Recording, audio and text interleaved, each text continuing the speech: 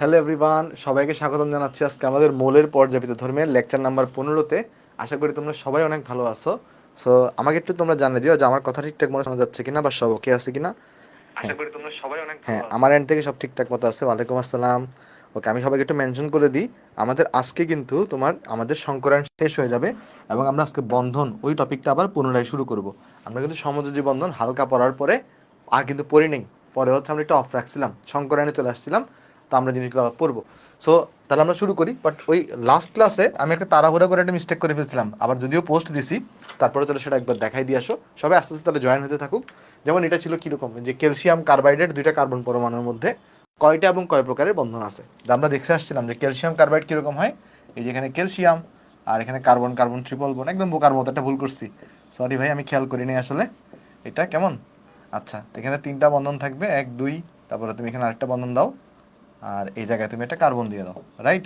তো এখানে কোয়েশ্চন করছে কি, কোয়েশ্চন করছে দুইটা কার্বন পরমাণুর মধ্যে কয়টা এবং কোন প্রকারের বন্ধন আছে। দেখো এই দুইটা কার্বন পরমাণু, তাহলে কোন কার্বন পরমাণু, একটা হচ্ছে এইটা, এই যে দেখো একটা হচ্ছে এইটা, আরেকটা হচ্ছে এইটা। এই দুই কার্বন পরমাণুর মধ্যে একটা সিগমা বন্ধন এবং দুইটা পাই বন্ধন আছে। একটা আছে সিগমা, দুইটা আছে পাই। তাহলে এখানে কোনটা হবে, একটা সিগমা দুইটা পাই, মানে বি নাম্বার হচ্ছে তোমার কাছে আনসার হবে। আমি খেয়াল করি নেই আসলে, সি দেখাই দিয়েছিলাম মেবি। ওকে, হ্যাঁ চলো আজকে তাহলে আমাদের নতুন পড়া শুরু করি। সবাই তাহলে জয়েন হয়ে যাও তাড়াতাড়ি, 6:46 বেজে গেছে। আশা করি সবাই জয়েন হয়ে গেছো। হ্যাঁ, ওয়ালাইকুম আসসালাম ভাই। ওয়ালাইকুম আসসালাম। হ্যাঁ চলো শুরু করি, আসো। তো আমরা আজকে দেখো আমাদের SP3 পর্যন্ত আমাদের কিন্তু সবগুলো পড়া শেষ। অর্থাৎ সংকরায়ন যা যা পড়াইছি, কারো কি কোনো জায়গায় বুঝতে কোনো সমস্যা আছে? আশা করি তোমাদের সমস্যা থাকার কথা না। তারপরে যদি সংকরায়নে কারো কোনো সমস্যা থাকে, আমি সংকরায়নের উপর একটা ডাউট সলভিং ক্লাস নেব। মানে আমাদের এই ইয়ার মধ্যেই, মানে আমি ধরো মেবি হইতে পারে পরশু দিন তোমাদেরকে পোস্ট দিয়ে দিব আমি, যে সংকরণের উপর তোমাদের একটা ডাউট সলভিং ক্লাস নিব যদি কারো সংকরণের কোনো জায়গায় প্রবলেম থাকে। সবচেয়ে বেটার হয় আমি নেক্সট উইকে নিব, তাহলে কি হবে, এই উইকটা তুমি একবার নিজে একবার পড়ে ডাউট বের করো, নেক্সট উইকের শনিবার বা সোমবার হয়তো আমি তোমাকে একটা ডাউট সলভিং ক্লাস নিয়ে নিব। ওকে, সো চলো শুরু করি, আসো। তাহলে আমরা আজকে যেটা শুরু করবো, আমাদের আজকে আমরা কিন্তু অলরেডি SP3 পর্যন্ত আমাদের পড়া শেষ। চলো আমরা আজকে প্রথমে যে যৌগটা দেখবো তার নাম হচ্ছে আমাদের PCl5। প্রথম যৌগটার নাম হচ্ছে আমাদের PCl5, অর্থাৎ আজকে কিন্তু আমাদের সংকরণ পুরো শেষ হয়ে যাবে, বাকি থাকাটা কেমন। সো তুমি এটা মানে প্র্যাকটিস করতে থাকো, তারপরে নেক্সট উইক এটার একটা ডাউট সলভিং ক্লাস আমি নিব। বলো তো PCl5 এর এক্স ইকুয়াল টু কত হবে? PCl5 এ এক্স বের করো। যে এক্স কীভাবে বের করে, হাফ ওই যে ভি প্লাস এম, তাহলে ভি হচ্ছে এখানে 5 হয়, তাহলে এখানে 5 হবে, তাহলে 10/2 মানে 5 থাকবে। তো 5 থাকা মানে কোন ধরনের সংকরায়ন, তাহলে ফসফরাস এখানে sp3d সংকরায়ন, sp3d সংকরায়ন। এখন sp3d সংকরায়ন যদি হয়, তাহলে এটার স্ট্রাকচারটা কীরকম হয়, আগে চলো তোমাকে সেটা একটু বোঝানোর চেষ্টা করি। আগে দেখার চেষ্টা করি আমরা যে PCl5 এর স্ট্রাকচারটা আসলে কেমন হয়। খেয়াল করো, আমাকে বলতে পারবে এখানে কেন্দ্রীয় মৌলকে, কেন্দ্রীয় মৌল হচ্ছে ফসফরাস, তাহলে ফসফরাসকে আমরা এখানে দিব। এরপরে কি করব আমরা, এই যে একটা সমতলের মধ্যে তিনটা সিএলকে দিব। দেখো ভালো করে বুঝো, একটা সমতলে আমরা তিনটা সিএলকে দিব। কি করবো, একটা সমতলে আমরা তিনটা সিএলকে দিব, একটা সমতলের মধ্যে আমরা তিনটা সিএলকে আমরা এখানে দিব। তিনটা সিএল, তাহলে এখানে একটা সিএল দিলাম আমরা, এখানে একটা সিএল দিলাম আমরা, এই জায়গায় আমরা একটা সিএল দিলাম। মানে কি করলাম কি, আমি তোমাকে একটু বুঝাই বলি। আমি তাহলে বইটা নিই, একটা বই নিয়ে তোমাকে আমি বুঝাই আসো। দেখো এই যে ধরো এটা আমাদের একটা সমতল, এটা আমাদের একটা সমতল, সমতলের মাঝ বরাবর আমি ফসফরাসকে রাখছি, এই বরাবর একটা ক্লোরিন দিছি, এই বরাবর একটা ক্লোরিন, এই বরাবর একটা ক্লোরিন। তাহলে এই তিনটা ক্লোরিন এরা সমতলের মধ্যে আসে না, দেখো তো। তাহলে কেউ কি বলতে পারবে এদের মধ্যবর্তী অ্যাঙ্গেল কত করে হবে? এদের মধ্যবর্তী অ্যাঙ্গেল কত করে হবে, কেউ বলতে পারবা? এদের মধ্যবর্তী অ্যাঙ্গেল কত করে হবে? এদের মধ্যবর্তী অ্যাঙ্গেল কিন্তু হবে 120 ডিগ্রি করে করে। তাহলে এদের মধ্যবর্তী অ্যাঙ্গেল কত করে হবে, 120 ডিগ্রি করে হয়। তাহলে PCl5 যে ঘটনাটা ঘটে, এই যে তিনটা এরা কিন্তু সমতলে থাকে। এরা কিন্তু কোথায় থাকে, এরা কিন্তু সমতলে থাকবে। দেখো এই তিনটা কিন্তু সমতলে, একটা সমতলে অবস্থান করে, সেই সমতলটাকে আমি এইভাবে দেখাচ্ছি। দেখো এটা পার্টিকুলার একটা সমতলের মধ্যে আছে এরা, ওকে। যেখানের মধ্যে প্রত্যেকের মধ্যবর্তী অ্যাঙ্গেল কত করে, এখানে যদি দেখো প্রত্যেকের মধ্যবর্তী অ্যাঙ্গেল হচ্ছে 120 ডিগ্রি করে, তাহলে সমতলের মধ্যে অ্যাঙ্গেল হচ্ছে 120 ডিগ্রি করে। আরও সিএল কয়টা বাকি আছে বলো তো? সিএল কয়টা বাকি আছে? সিএল আরও দুইটা বাকি আছে না? দেখো PCl5, PCl5, তাহলে সিএল আরও দুইটা বাকি আছে। তাহলে কি হইলো, একটা ফসফরাসকে তুমি মাঝখানে দিলা, একটা ক্লোরিন এখানে, একটা ক্লোরিন এখানে, একটা ক্লোরিন এখানে। আর দুইটা সিএলে কি হয় জানো, একটা সিএল থাকে উপরের দিকে, একটা সিএল থাকে তোমার কোন দিকে বলো তো, নিচের দিকে। অর্থাৎ একটা সিএল থাকবে উপরে তলের সাথে লম্ব হবে, আর একটা সিএল থাকবে তলের সাথে লম্ব হবে নিচের দিকে। তার মানে কি হবে তাহলে, দেখো এখানে, তার মানে তখন এখানে হবে, দেখো এই একটা সিএল, এটাকে যদি আমি একটু অন্য কালার দিয়ে দেখাই, ধরো একটা সিএল, এটা থাকবে এই উপরের দিকে, দেখো একটা সিএল থাকবে উপরের দিকে, কেমন, আর আরেকটা সিএল থাকবে এখানে নিচের দিকে। ওকে, তাহলে দেখো একটা সিএল এখানে, একটা সিএল এখানে। এটা হচ্ছে PCl5 এর স্ট্রাকচার। তাহলে PCl5 এর স্ট্রাকচারটা মনে রাখতে পারবা না, এটা কিন্তু পরীক্ষায় আঁকতে হবে, সেটা মনে রাখতে হবে। যেমন তুমি কি মনে রাখছিলা যে যখন sp3 হয় তখন জেনারেল স্ট্রাকচার হচ্ছে আমাদের চতুস্তলকীয়, যখন sp2 হয় তখন কি ছিল, ওই যে ট্রাইগোনাল প্ল্যানার ছিল বা ওই সমতলীয় ত্রিকোণাকার, রাইট। sp হইলে সরল রৈখিক, ওরকম কিছু জেনারেল স্ট্রাকচার ছিল না। এরকম x=5 হইলে জেনারেল স্ট্রাকচারটা দেখতে এরকম হয়ে থাকে। বুঝা গেছে নাকি বুঝো নাই? মানে একটা থাকবে সিএল উপর, একটা থাকবে সিএল নিচে। তাহলে বলো তো এই অ্যাঙ্গেলটা কত ডিগ্রি, কেউ বলতে পারবা? এই অ্যাঙ্গেলটা কত ডিগ্রি, এই অ্যাঙ্গেলটা কত ডিগ্রি, কেউ বলতে পারবা? এই অ্যাঙ্গেলটা কিন্তু 90 ডিগ্রি। তাহলে এই অ্যাঙ্গেলটা কত হবে? এই অ্যাঙ্গেলটা 90 ডিগ্রি হবে। তাহলে PCl5-এ এই জন্য দুই ধরনের বন্ধন কোণ পাওয়া যায়। একটা হচ্ছে এই সমতলের মধ্যে আমরা পাই 120 ডিগ্রি করে, আর সমতলের সাথে লম্বভাবে আমরা অ্যাঙ্গেল পাই 90 ডিগ্রি করে। তাহলে এখানে যদি আমাকে বন্ড অ্যাঙ্গেল জিজ্ঞেস করে, তাহলে এখানে যদি আমাকে কি জিজ্ঞেস করে, বন্ড অ্যাঙ্গেল, এখানে দুই ধরনের বন্ড অ্যাঙ্গেল হয়। একটা হচ্ছে কি 120 ডিগ্রি, এইটা আমরা কোথায় পাই? সমতলে, সমতলে 120 ডিগ্রি পাই। আর আরেকটা পাই হচ্ছে আমরা 90 ডিগ্রি। তাহলে এটা আমরা কোথায় পাই? তলের সাথে লম্ব বরাবর, তলের সাথে, তলের সাথে লম্ব বরাবর। ঠিক আছে? তাহলে PCl5 এর স্ট্রাকচার কি সবাই বুঝতে পারছো? কি দেখতে কিরকম হয়? তাহলে এটার নাম কি হবে জানো? আগে বলো যে স্ট্রাকচারটা সবাই বুঝতে পারছি কিনা আমরা। এই স্ট্রাকচারটা একটু মনে রাখতে হবে PCl5 এর। মানে এরকম, এই যে সমতলের মধ্যে থাকে তিনটা সিএল, একটা সিএল উপরে, একটা সিএল নিচে। আশা করি স্ট্রাকচারটা বুঝতে পারছো। ওকে, এইবার দেখো, এইবার দেখো, এইবার আমাকে বলো তো এটাতে তুমি যদি একটু লক্ষ্য করে দেখো, এইখানে তো একটা, ফার্স্ট অফ অল একটা ত্রিভুজ টাইপের তৈরি হচ্ছে, রাইট। তাহলে এটাকে আমরা বলতে পারি ত্রিকোণাকার। ভালো করে বুঝো, এখান থেকে একটা ত্রিভুজ টাইপের তৈরি হচ্ছে, তাহলে এটাকে আমরা বলতে পারি ত্রিকোণাকার শেপ। এটাকে যদি ত্রিকোণাকার বলি, কারো কোনো আপত্তি আছে? এখানে একটা ত্রিভুজ শেপ তৈরি হয়েছে, এটাকে যদি আমি ত্রিকোণাকার বলি তাহলে তো কারো কোনো আপত্তি থাকার কথা না। আচ্ছা, এই ত্রিকোণ থেকে দেখো তো, এই ত্রিকোণ থেকে তুমি কি করো, এই ত্রিকোণাকার থেকে এখানে একটা লাইন যোগ করো, এখানে একটা লাইন যোগ করো, এখানে একটা লাইন যোগ করো, তাহলে তুমি একটা উপরে একটা পিরামিড পাচ্ছ না? খেয়াল করে দেখো, এটা তো ত্রিকোণাকার, এগুলো থেকে, এটা থেকে তুমি এখানে যুক্ত করো, এখানে যুক্ত করো, এখানে যুক্ত করো, তাহলে উপরে একটা পিরামিড পাচ্ছ কিনা? উপরে একটা পিরামিড পাচ্ছ। আবার এই সিএল থেকে নিচে একটা যোগ করো, এখানে যোগ করো, এখানে যোগ করো, নিচে আরেকটা পিরামিড পাবা। তাহলে পিরামিড পাইছো কয়টা? এখানে পিরামিড পাওয়া যায় দুইটা। তাই এটাকে, এই শেপটাকে বলা হয় ত্রিকোণাকার দ্বিপিরামিডীয়। তাহলে এই শেপটাকে আমরা কি বলবো? এই শেপটাকে বলা হয় ত্রিকোণাকার জ্যামিতি। এটার যে জ্যামিতিক গঠন, এটার যদি জ্যামিতিক গঠন আমি তোমাকে লিখতে বলি, তাহলে জ্যামিতিক গঠনটা কিরকম হবে? এটা জ্যামিতিক গঠন হচ্ছে তোমার ত্রিকোণাকার, ত্রিকোণাকার দ্বিপিরামিডীয়, দ্বিপিরামিডীয়। আমরা ইংলিশে লিখতে পারি trigonal, trigonal by pyramidal, pyramidal, bi মানে দুই, এটাকে সংক্ষেপে আমরা TBPও বলতে পারি। সংখ্যাটা মনে রাখার দরকার নাই, এভাবে মনে রাখলে হবে। এই স্ট্রাকচারটা কি বুঝতে পারছি? আরেকবার রিপিট করতেছি দেখো। ফার্স্ট অফ অল এটা সংক্রান্ত sp3d হবে। আর মনে রাখবা, যেমন আমি তোমাকে দেখাইছি না, যে ধরো যদি x=2 হয় তাহলে sp সংকরায়ন হয়। তাহলে জেনারেল স্ট্রাকচারটা কীরকম? যদি লন পেয়ার না থাকে তাহলে জেনারেল স্ট্রাকচার হচ্ছে আমাদের লিনিয়ার বা সরল রৈখিক, মনে আছে? তারপরে যদি x=3 হয় তাহলে সংকরায়ন কি দেখছি আমরা? sp2 দেখছি।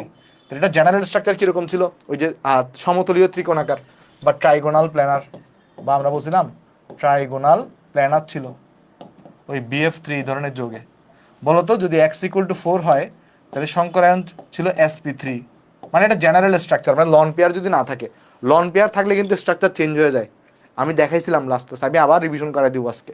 বলতো x=4 হলে জেনারেল স্ট্রাকচার কীরকম হয়? x=4 হলে টেট্রাহেড্রাল হয়ে থাকে। x=4 এর জন্য কত হয়ে থাকে? টেট্রাহেড্রাল হয়ে থাকে, মানে চতুস্তলকীয়। আর এটা মনে রাখবা, x=5 হইলে এটার সংকরায়ন হচ্ছে sp3d, আর এটা জেনারেল স্ট্রাকচার হচ্ছে এরকম যে trigonal by pyramidal, trigonal by pyramidal, মনে থাকবে? By pyramidal. আর এটা দেখতে কিরকম হয়? এটা দেখতে হচ্ছে এরকম। এখানে দেখো ফসফরাস হচ্ছে সেন্ট্রাল অ্যাটম, ফসফরাস হচ্ছে সেন্ট্রাল অ্যাটম। তিনটা সিএল থাকবে সমতলে, সমতলে থাকবে যাদের মধ্যবর্তী অ্যাঙ্গেল 120 ডিগ্রি করে। আর দুইটা সিএল থাকবে, একটা সিএল উপর, একটা সিএল থাকবে নিচের দিকে। দেখো এবার বুঝছো কিনা? বুঝছো নাকি বুঝো নাই? x=6 হলে কি হয় বলো তো? x=6 হলে কোন ধরনের সংকরায়ন হয় বলতে পারবা? x=6 হলে হবে sp3d2 সংকরায়ন। আর এই ক্ষেত্রে স্ট্রাকচারকে আমরা বলি অক্টাহেড্রাল, জেনারেল স্ট্রাকচারকে। জেনারেল স্ট্রাকচারগুলো একটু মুখস্থ রাখতে হবে যে কতর জন্য কত হয়। কতর জন্য কত হয় এগুলো একটু মনে রাখতে হবে। এগুলো তুমি পড়তে পড়তে মনে থাকবে, এগুলো একদিনে মনে হয় মুখস্থ থাকবে না। এগুলো পড়তে পড়তে দেখবে এমনি মুখস্থ হয়ে গেছে, এগুলো মুখস্থও করতে হয় না। তুমি জাস্ট প্র্যাকটিস করতে থাকো, দেখতে থাকো, দেখবে দেখতে দেখতে তোমার মুখস্থ হয়ে গেছে। তোমার এত বেশি প্র্যাকটিস করাবো, দেখবা দেখতে দেখতেই তোমার মুখস্থ হয়ে যাবে, বুঝছো? তাহলে এই বিষয়টা একটু তুলে ফেলো, তোলা হইলে আমাকে একটু জানো। এই বিষয়টা যদি তোলা হইলে আমাকে একটু করে জানাতে পারো। আচ্ছা, তোমাদের কি মনে আছে SP3-তে কে কে অংশগ্রহণ করে? SP3-তে একটা এস অংশগ্রহণ করে, একটা PX অংশগ্রহণ করে, একটা PY অংশগ্রহণ করে, একটা PZ অংশগ্রহণ করে। মনে আছে কোন ডিটা অংশগ্রহণ করে? ডি এর তো 5টা অরবিটাল, বাট ডি এর মধ্যে কোনটা কোনটা SP3-ডিতে অংশগ্রহণ করে তোমাদেরকে পড়াইছিলাম, একটা ছক লিখে দিছিলাম, মনে আছে?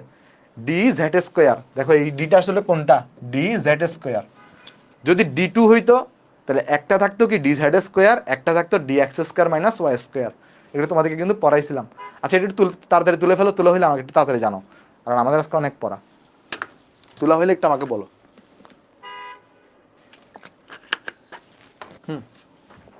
আশা করি তোলা হয়েছে সবার, আশা করি সবার তোলা হয়েছে।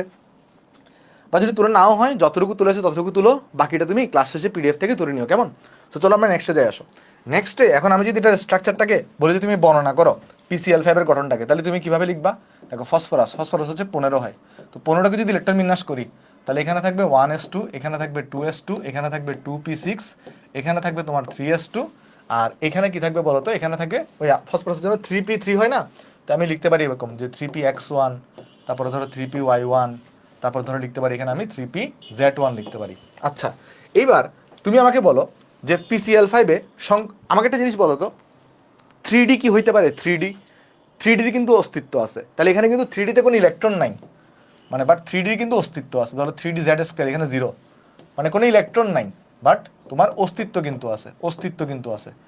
তারপরে ধরো তোমার 3DXY, এটা তো আমি লিখতে পারি, তাই না? দেখো তো, 3D এর কিন্তু অস্তিত্ব আছে, কিন্তু 3Dতে এখন পর্যন্ত কোনো ইলেকট্রন নাই, এরকম আমরা লিখতে পারি, রাইট?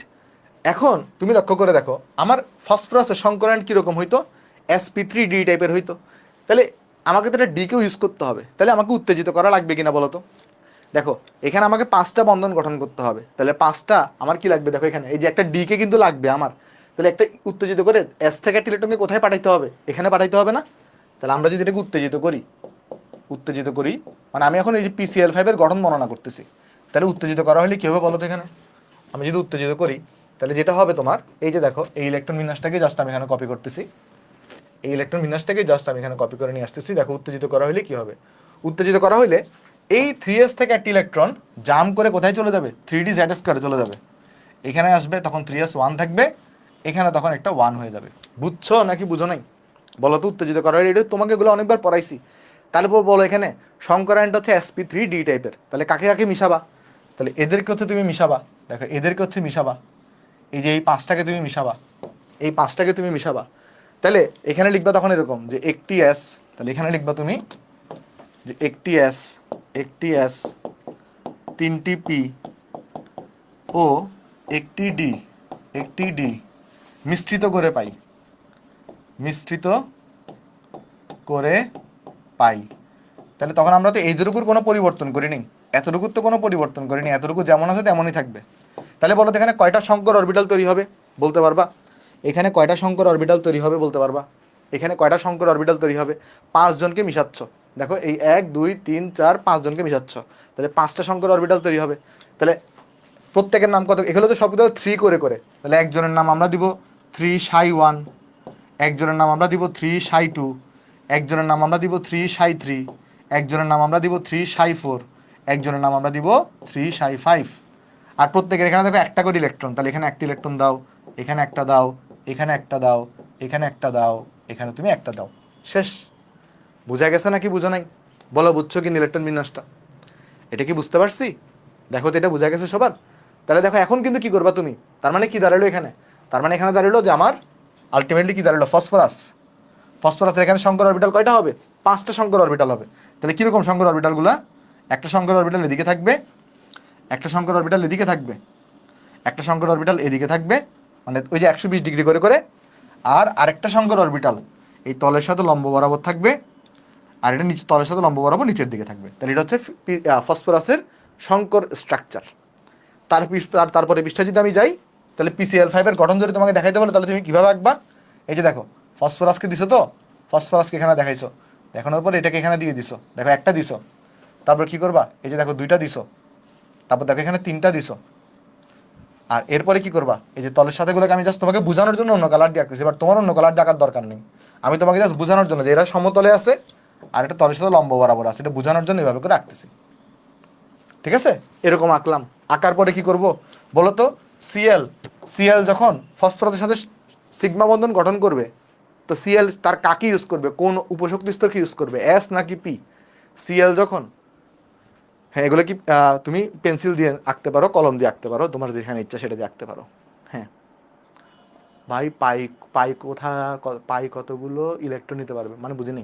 আচ্ছা আমাকে বলো, যে সিএল এ যখন এর সাথে যুক্ত হবে তখন কি ওই যে পি দিয়ে যুক্ত হবে নাকি এস দিয়ে যুক্ত হবে? হাইড্রোজেন না এস দিয়ে যুক্ত হয়, এটা তো পি দিয়ে যুক্ত হবে তাই না?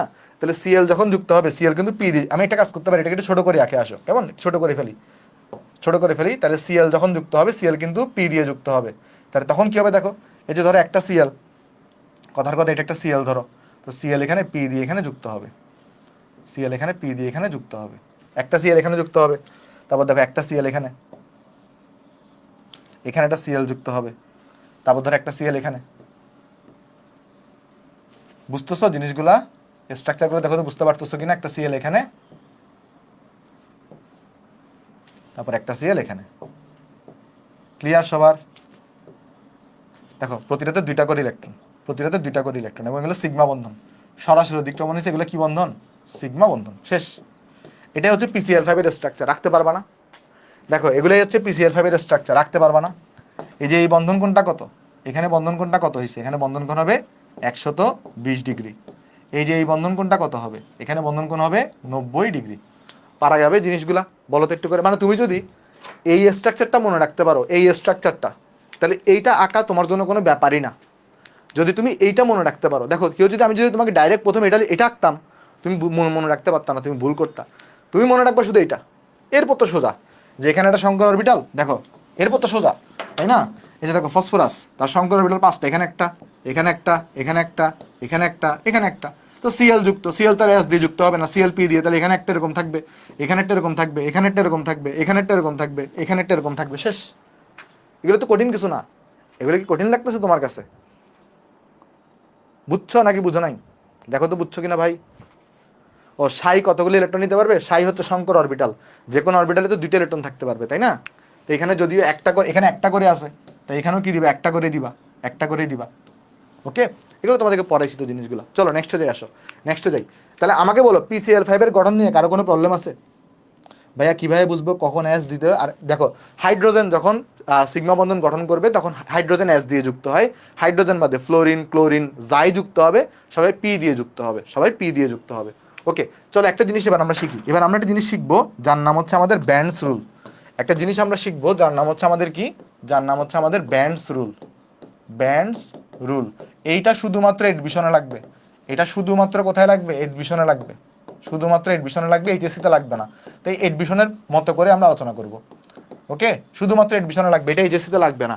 ব্যান্ডস রুল কখন অ্যাপ্লাই করা যায়, যদি এক্স এর মান 5 আর 7 হয়, যদি এক্স এর মান 5 বা 7 হয় তাহলে সেখানে ব্যান্ডস রুল অ্যাপ্লাই হয়। কি মনে রাখবো, এক্স এর মান যদি কত কত হয়, 5 বা 7 হয়, তখন সেখানে কি অ্যাপ্লাই হবে, ব্যান্ডস রুল অ্যাপ্লাই হবে। এখন ব্যান্ডস রুল জিনিসটা কি বোঝার জন্য আমাকে একটু পিসিএল5 এর স্ট্রাকচারটা বুঝতে হবে।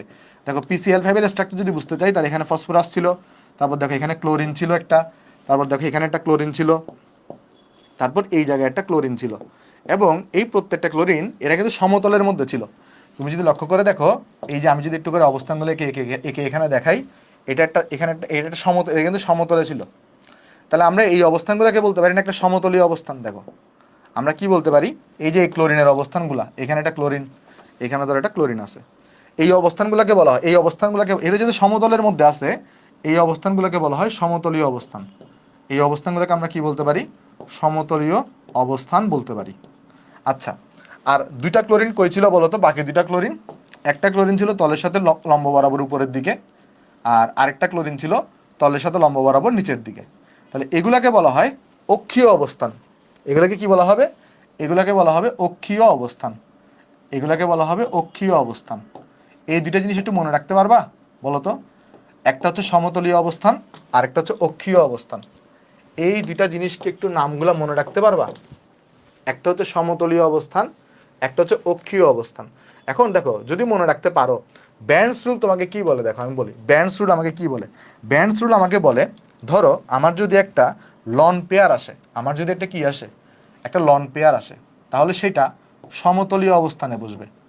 সেটা কোন অবস্থানে বসবে? সমতলীয় অবস্থানে বসবে। ভাই কিছুই বুঝতেছি না, একটু পরে আমি বুঝাই দিচ্ছি, একটু পরে আমি বুঝাই দিচ্ছি। কি বলছো যে ভাই এক্স কি? এক্স হচ্ছে সংকরিত অরবিটাল সংখ্যা, ওই যে half into V plus M minus charge, ওইটা হচ্ছে এক্স। কেমন? তাহলে মনে রাখবা যদি লন পেয়ার আসে তাহলে সেটা কোথায় বসে? সমতলীয় অবস্থানে। আর যদি অধিক ইলেকট্রোনেগেটিভ কোনো মৌল আসে, অধিক ইলেকট্রোনেগেটিভিটি যুক্ত মৌল আসে, তাহলে এটা বসবে অক্ষীয় অবস্থানে। এটা ম্যাথমেটিক্যালি প্রুফ করা যায়, বাট প্রুফটা তোমাদের দরকার নাই, কারণ এই টপিকটাই তোমাদের সিলেবাসের বাইরে। তাই শুধুমাত্র এই জিনিসটা একটু মনে রাখবা। এই দুটা লাইন একটু মনে রাখতে পারবা না? আমাকে একটু জানাও কমেন্টে যে এই দুটা লাইন একটু মনে রাখতে পারবা? এই দুটা লাইন একটু মনে রাখতে পারবা? এরপর আমি এটা বুঝাই দিচ্ছি জিনিসগুলা। এই দুটা লাইন একবার রিডিং দাও। যদি লন পেয়ার আসে তাহলে সমতলীয় অবস্থানে বসবে, অধিক ইলেকট্রোনেগেটিভ মৌল আসলে অক্ষীয় অবস্থানে বসবে। যেমন একটা অ্যাপ্লিকেশন দেখাই আসো, আমি যদি তোমাকে জিজ্ঞেস করি যে তুমি PCl3F2 এই যৌগটাকে আঁকো, এই যৌগটাকে আঁকতে বলবে জাস্ট এডমিশনে, এই যৌগটা নিয়ে ডিটেলস কিছু জিজ্ঞেস করবে না, জাস্ট আঁকতে বলবে। আগে বলো তো এখানে কেন্দ্রীয় মৌল কোনটা হবে? ফসফরাস হচ্ছে কেন্দ্রীয় মৌল। তাহলে এখানে এক্স কত আসবে দেখো তো একটু করে, এখানে এক্স কত আসবে, এটার জন্য এক্স বের করো, হাফ, ফসফরাসের জন্য ভি তো 5, আর এখানে দেখো সিএল আছে 3টা, ফ্লোরিন আছে 2টা, মানে 5টা একযোজীমূলক। তাহলে এক্স ইকুয়াল এখানে আসবে 5। তাহলে তুমি আমাকে বলো এখানে কি ব্যান্ডস রুল অ্যাপ্লাই হবে নাকি হবে না? এখানে কি ব্যান্ডস রুল অ্যাপ্লাই হবে নাকি হবে না? ব্যান্ডস রুল অ্যাপ্লাই হবে। এবার আমাকে তুমি বলো ক্লোরিন আর ফ্লোরিনের মধ্যে কে অধিক তড়িৎ ঋণাত্মক? ক্লোরিন আর ফ্লোরিনের মধ্যে কে অধিক তড়িৎ ঋণাত্মক বলতে পারবা? ডেফিনেটলি হচ্ছে আমাদের ফ্লোরিন অধিক তড়িৎ ঋণাত্মক। ক্লোরিনের ইলেকট্রন শক্তি বেশি, বাট ক্লোরিনের তড়িৎ ঋণাত্মকতা কিন্তু কম। ফ্লোরিন হচ্ছে অধিক তড়িৎ ঋণাত্মক। তাহলে ব্যাপারটা হচ্ছে তুমি লক্ষ্য করে দেখো, এইখানে যদি আমি ফসফরাস দিই, তাহলে এইখানে আমি দেখো, এখানে তো আমি জানি যে এটা sp3 মানে কি ধরনের, সরি এটা তাহলে সংকরণ কিরকম হবে? sp3d। আর আমি sp3d মানে জানি স্ট্রাকচারটা এরকম হবে, 3টা থাকবে সমতলে, 3টা থাকবে সমতলে, আর 2টা থাকবে হচ্ছে সমতলের সাথে লম্ব বরাবর। বাট কোয়েশ্চন হচ্ছে কোনটাতে আমি কাকে দিব বলো তো? ফ্লোরিনগুলোকে কি তুমি এই গোলাপি স্থানে দিবা নাকি সাদা স্থানে দিবা? ফ্লোরিনগুলোকে তুমি কি হোয়াইট কালারে দিবা নাকি এই যে মানে কি বলে এটা না, পিঙ্ক কালারে দিবা ফ্লোরিনগুলোকে? দেখো ফ্লোরিনগুলোকে পিঙ্ক কালারে দিতে হবে, কারণ ব্যান্ডস রুল আমাকে কি বলে, যেটা অধিক তড়িৎ ঋণাত্মক সেটা যায় অক্ষীয় অবস্থানে। তাহলে এটাই হচ্ছে ব্যান্ডস রুল। তাহলে ফ্লোরিনগুলো এখানে বসবে, ফ্লোরিনগুলো এখানে বসবে, আর এখানে ক্লোরিনগুলো এই জায়গায় বসবে। দেখো কেন তোমার মনে প্রশ্ন আসতেই পারে যে কেন অধিক ইলেকট্রোনেগেটিভ মৌল অক্ষীয়তে হইল, সমতলে কেন হইল না? এটার ব্যাখ্যা আছে, একটা ফর্মুলা আছে, ফর্মুলা দিয়ে প্রুফ করা যায়, বাট এটা একদমই আউট অফ সিলেবাস, এই জন্য আর পড়াচ্ছি না জিনিসটা। বাট এই জিনিসটা এমসিকিউতে আসে, এডমিশনে বলবে যে PCl3F2 এর সঠিক চিত্র কোনটা। অনেকে কি করে তখন একটা অপশন এরকম থাকতে পারে, ধরো ফ্লোরিনটাকে এখানে দিল আর ক্লোরিনটাকে এখানে দিল, তখন সেটা কিন্তু সঠিক চিত্র না। আশা করি বুঝতে পারছো। তাহলে এতটুকু যদি বোঝা হয়ে থাকে তাহলে একটু কমেন্টে আমাকে জানাও যদি তুমি এতটুকু বুঝতে পারছো কিনা। সবাই এতটুকু কি সবাই বুঝতে পারছি আমরা? যদি বুঝে থাকি তাহলে আমরা নেক্সটে যাব। তাহলে একটু পরে তুলে নিও, বা যতটুকু তুলেছো ততটুকু তুলতে থাকো, কারণ আমাদের আজকে অনেক পড়া। চলো আমরা এখন দেখবো এরপরের যৌগ, যার নাম হচ্ছে আমাদের SF4। দেখো আমাদের এটার নাম হচ্ছে SF4। কেউ কেউ একটু এই SF4 এর দুইটা জিনিস বের করবা, একটু SF4 এ এক্স বের করবা, আর SF4 এ কয়টা লন পেয়ার আছে একটু বের করো তো। দেখবা SF4 তুমি যদি এক্স এক্স বের করো, দেখবা হাফ, এই যে এটা 6, তারপর এখানে 4, এটা দেখবা 5 আসবে। যদি লন পেয়ার বের করো, নেট ভ্যালেন্স ইলেকট্রন হচ্ছে এখানে 6 মাইনাস, মানে এখানে তুমি হাফ দাও, আগে একটা হাফ দাও, নেট ভ্যালেন্স ইলেকট্রন হচ্ছে 6 মাইনাস 4 করো, দেখবা 1 আসবে। তার মানে এখানে লন পেয়ার থাকবে কয়টা? লন পেয়ার আছে একটা। তাহলে লন পেয়ার আছে কয়টা? লন পেয়ার আছে একটা। আর x ইকুয়াল টু 5। তাহলে x ইকুয়াল টু 5 হইলে তুমি আমাকে একটু করে বলো এটা সংকরণ কিরকম? sp3d। আর এখানে কোন রুল অ্যাপ্লাই হবে? ব্যান্ডস রুল অ্যাপ্লাই হবে না? এখানে কোন রুল অ্যাপ্লাই হবে? ব্যান্ডস রুল অ্যাপ্লাই হবে। তাহলে তুমি আমাকে বলো সেন্ট্রাল অ্যাটম হচ্ছে সালফার, যদি sp3d হয় তাহলে কীরকম হয় বলো তো? এখানে এরকম হবে জিনিসটা sp3d এর জন্য, sp3d এর জন্য এরকম স্ট্রাকচার হবে না? যে সমতলে 3টা থাকবে, সমতলে 3টা থাকবে, আর এখানে 2টা থাকবে। এবার তুমি আমাকে একটা জিনিস উত্তর দাও, এখানে একটা লন পেয়ার আছে, লন পেয়ার কি তুমি কি পিঙ্ক অবস্থানে দিবা নাকি হোয়াইট কালার দিবা? লন পেয়ারগুলোকে তুমি কোথায় দিবা? পিঙ্ক কালারের এখানে নাকি হোয়াইট কালারের এখানে? লন পেয়ারকে কিন্তু হোয়াইট কালারে দিতে হয়। দেখো আমি তোমাকে বলছি একটু আগে, লন পেয়ারকে দিতে হয় সমতলীয় অবস্থানে। তাহলে সমতলীয় অবস্থান হচ্ছে এইটা এইটা এইটা। তাহলে এখানে যেটা করতে হবে আমাদের, এখানে ফ্লোরিন আছে কয়টা? ফ্লোরিন আছে 4টা। তাহলে 2টা ফ্লোরিনকে এখানে দিব, 2টা ফ্লোরিনকে এখানে দিব, আর লন পেয়ারটাকে এখানে দিব। তুমি চাইলে লন পেয়ারটাকে এখানেও দিতে পারতা, এখানেও দিতে পারতা, কোনো সমস্যা নেই। যদি এখানে লন পেয়ার দাও তাহলে এখানে ফ্লোরিন দিবা, আবার এখানে লন পেয়ার দিলে এখানে ফ্লোরিন দিবা, মানে তোমার ইচ্ছা। কিন্তু গোলাপি অবস্থানে লন পেয়ার দেওয়া যাবে না। বুঝতে পারছি আমরা নাকি বুঝি নাই? গোলাপি অবস্থানে লন পেয়ার দেওয়া যাবে না। বুঝতে পারছো নাকি বুঝো নাই? আশা করি বুঝতে পারছো এটা। তো এটাকে যদি এটাকে অন্যভাবেও আঁকা যায়, এই স্ট্রাকচারটাকে একটু অন্যভাবেও আঁকা যায়। কীরকম আঁকা যায়? এটাকে আমরা এই যে সালফার দিছি তো এখানে, তারপর দেখো এখানে একটা ফ্লোরিন দিলাম, এখানে একটা ফ্লোরিন দিলাম, তাই না? এখানে একটা ফ্লোরিন, এখানে একটা ফ্লোরিন, এখানে একটা ফ্লোরিন, এখানে একটা ফ্লোরিন, আর এরপরে গোলাপি কালারের একটা ফ্লোরিন উপরে, আর গোলাপি কালারের একটা ফ্লোরিন নিচের দিকে। আর এখানে তোমার লন পেয়ারটা এখানে আছে, লন পেয়ারটা তোমার এই জায়গায় আছে, লন পেয়ারটা তোমার এই জায়গায় আছে। আচ্ছা, এইটাকে যদি আমি একটু করে এরকম রোটেশন করে একটা আঁকতে পারি না? মানে কীরকম রোটেশন দেখো তো। এটা দেখো, এটাকে অন্যভাবেও আঁকা যায়, এটা একটা আঁকার পদ্ধতি। আবার এটাকে একটু অন্যভাবেও আঁকা যায়। ধরো একটু কপি করলাম, কপি করে তোমাকে দেখাই। দেখো কীভাবে আঁকবে জানো? এটাকে আমি একটু করে ঘুরাই আঁকতে পারি না? এভাবে করে দেখো তো, এটা কিন্তু ঘুরাইও আঁকা যায়। আমি চাইলে একটু ঘুরাইও, মানে একটু স্টাইলিশভাবে আঁকলাম আর কি। তাহলে কী হবে তখন? তখন একটু করে এগুলো চেঞ্জ করতে হবে। দাঁড়াও, এগুলোকে তখন একটু চেঞ্জ করতে হবে। মানে নামগুলো উল্টা হয়ে গেছে তো, আমি সোজা করে দেখিয়ে দিই। ওকে, তখন এটা ইয়া কীরকম হবে দেখো। এটা তোমার সালফার এখানে ছিল, এটা ছিল সালফার, এটা একটা ফ্লোরিন, এটা একটা ফ্লোরিন, এটা একটা ফ্লোরিন, এটা একটা ফ্লোরিন। মানে SF4কে চাইলে এভাবেও আঁকতে পারো, চাইলে এভাবেও আঁকতে পারো, চাইলে আবার এভাবেও আঁকতে পারো। বুঝছো নাকি বুঝো নাই? SF4 এর স্ট্রাকচার, SF4কে 3 ভাবে আঁকা যায়। ক্লিয়ার সবার? দেখো তো বুঝছো কিনা? ভাইয়া, ভ্যালেন্স ইলেকট্রন কি? ভ্যালেন্স ইলেকট্রন হচ্ছে যোজ্যতা স্তরে যে ইলেকট্রন থাকে তাই ভ্যালেন্স ইলেকট্রন। আচ্ছা, এইবার দেখো এটার স্ট্রাকচার কীরকম হবে। দেখো তো, তোমরা কি কখনো গ্রামে গেছো? ঢেকি দেখছো? ঢেকি, ঢেকি ধান মানে না? ওই যে ঢেকিতে কি হয়, এরকম থাকে একটা, এদিকে একটা থাকে, এদিকে একটা থাকে, পরে করে ওই যে মানে এরকম পুশ করে। এটাকে আমরা বলতে পারি ঢেকি আকৃতির। তাহলে এটাকে বলা হয়, এটাকে আকৃতিতে কীরকম? ঢেকি, বা এই আকৃতিটাকে একটা বিশেষ নাম দেওয়া হয় সিসো। কি নাম দেওয়া হয়? CISO, CISO shape, CISO shape. অথবা তোমরা একটা দেখবা পার্কে, দেখবা কিরকম হয় জানো? পার্কে, পার্কে দেখবা যে ওই যে কিছু একটা এরকম যন্ত্র থাকে, একটা এরকম থাকে, এরকম থাকে, এখানে একজন বসে, তারপরে তোমার এখানে একজন বসে, একবার হইলে এটা তখন উপরে উঠে, এরকম দেখছো না জিনিসগুলা? এটাকে আমরা বলি সিসো শেপ। তাহলে এটাকে ঢেকি বা সিসো শেপ আমরা বলে থাকি। আচ্ছা, এখন কথা হচ্ছে এখানে বন্ড অ্যাঙ্গেলটা কত হবে? এখানে বন্ড অ্যাঙ্গেল দেখা যায়, যেহেতু লন পেয়ার আছে তাহলে ডেফিনেটলি বন্ড অ্যাঙ্গেলের একটু ঝামেলা হবে। দেখা যায় এই বন্ড অ্যাঙ্গেলটা হয়ে থাকে 172 ডিগ্রির মতো, 172 ডিগ্রি। আর এই বন্ড অ্যাঙ্গেলটা হয়ে থাকে 102 ডিগ্রির মতো। ওই লন পেয়ার থাকার কারণে আর 120 ডিগ্রি থাকতে পারে না, চাপায়ে যায়। বুঝছো? জাস্ট একটু মনে রাখবা। আবার বন্ড অ্যাঙ্গেল থেকেও বেশি ইম্পর্টেন্ট কোনটা জানো এখানে? এটার জন্য বেশি ইম্পর্টেন্ট হচ্ছে ঢেকি বা সিসো আকৃতির। এটা বেশি ইম্পর্টেন্ট, এটা আকৃতি কীরকম। বুঝছো? একটা জিনিস দেখো, এই যে সবার জন্য কিন্তু এরকম অরবিটাল চিত্র শিখতে হয় না বা পরীক্ষায় আসে না। আমি তোমাকে যেগুলো এঁকে দিব সেগুলোই পরীক্ষায় আসবে। যেমন তোমাকে জীবনেও এইটার অরবিটাল চিত্র আঁকতে বলবে না, যদিও তুমি আঁকতে পারবা না এটা অরবিটাল চিত্র, এটা আঁকতে পারবা না অরবিটাল চিত্র, আঁকতে পারবা কিন্তু তুমি, বাট তারপরে তোমার লাগবে না, তুমি জাস্ট দেখে রাখো একবার। মানে এটা অরবিটাল চিত্র আঁকা সোজা, কেমনে আঁকবা বলো তো ভাই? এটা অরবিটাল চিত্র কেমনে আঁকবা? এই যে সালফার তুমি দিবা, এই যে সালফার ধরো দিছো, এখানে এখানে একটা দাও, এখানে একটা দাও, এখানে একটা দাও, এখানে একটা দাও, এখানে একটা দাও, এরপরে ফ্লোরিনগুলো এখানে কানেক্ট করো, ফ্লোরিনগুলো এখানে কানেক্ট করো। এটা যদি তুমি আঁকতে পারো, কেউ যদি এরকম স্ট্রাকচার আঁকতে পারে, তাহলে অরবিটাল চিত্র কিন্তু আঁকতে পারবে। বুঝছো নাকি বুঝো নাই? জাস্ট এখানে একটা ইয়া করে দিবা, এরকম করে দিয়ে ওই যে ইয়াকে দেখাই দিবা। পারবা না এটা বলো তো? অরবিটাল চিত্রকে আঁকতে পারবা, যদিও তোমার পরীক্ষা এটা আসে না পরীক্ষায়, তারপরে তোমাকে আমি যে নিয়মগুলো শিখাইছি ওই নিয়ম অনুযায়ী তুমি কিন্তু অরবিটাল চিত্র ইজিলি আঁকতে পারবা।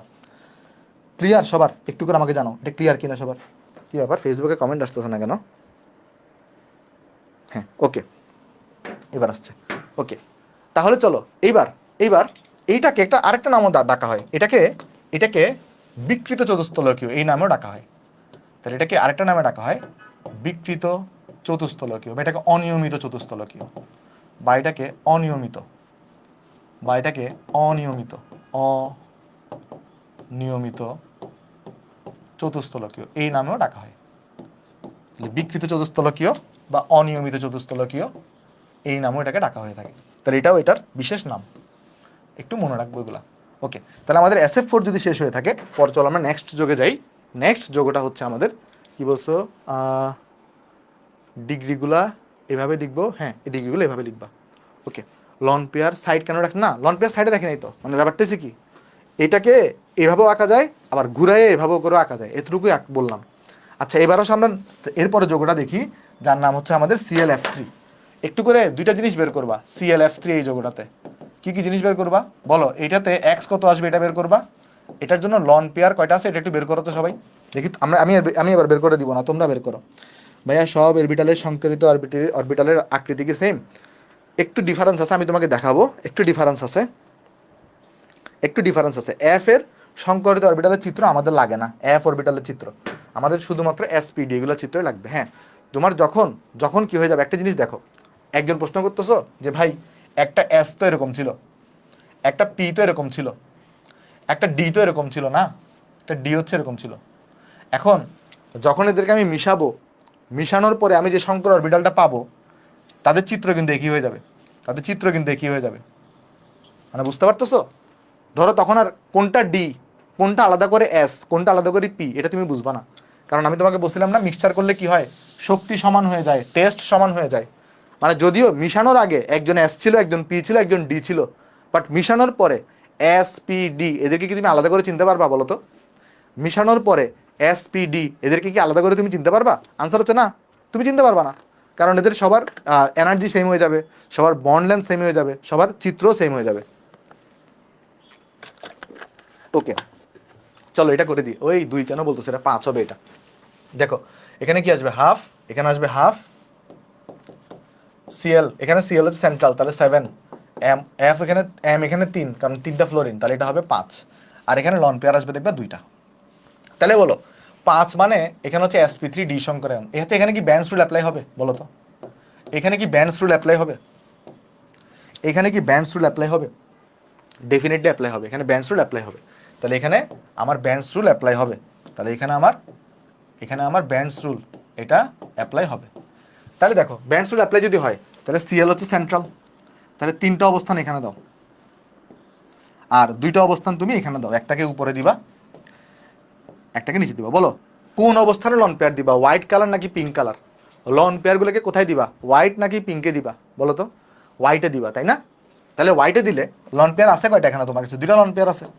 তাহলে একটা লন পেয়ারকে তুমি তোমার ইচ্ছা মতো যে কোনো জায়গায় তুমি দিবা, মানে তোমার ইচ্ছা, এটা যে কোনো 2টা হোয়াইটে তুমি লন পেয়ার দিবা। তুমি চাইলে এখানে এখানে দিতে পারো, তুমি চাইলে এখানে এখানে দিতে পারো, তোমার ইচ্ছা এটা। তা আমি এখানে এখানে দিলাম।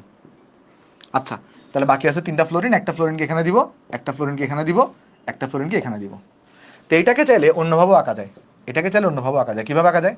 এই যে CL, তারপরে তোমার কাছে এখানে ফ্লোরিন, তারপরে তোমার এখানে একটা ফ্লোরিন, এখানে একটা ফ্লোরিন, ঠিক আছে? আর এখানে একটা লন পেয়ার, এখানে একটা লন পেয়ার। ওকে, আর লন পেয়ার আছে মানে এখানে বন্ড অ্যাঙ্গেলে ঝামেলা হবে, অ্যাকুরেটলি 90 ডিগ্রি দেশে থাকতে দিবে না। দেখা যায় এখানে বন্ড অ্যাঙ্গেলটা হয়ে থাকে 87.5 ডিগ্রির মতো। কত হয়ে থাকে? 87.5 ডিগ্রির মতো। বলতে পারবে এটা দেখতে কীরকম, একটা অ্যালফাবেটের মতো, ইংরেজির একটা অ্যালফাবেটের মতো। তাহলে এটার স্ট্রাকচারটা দেখতে কীরকম হবে কেউ বলতে পারবা?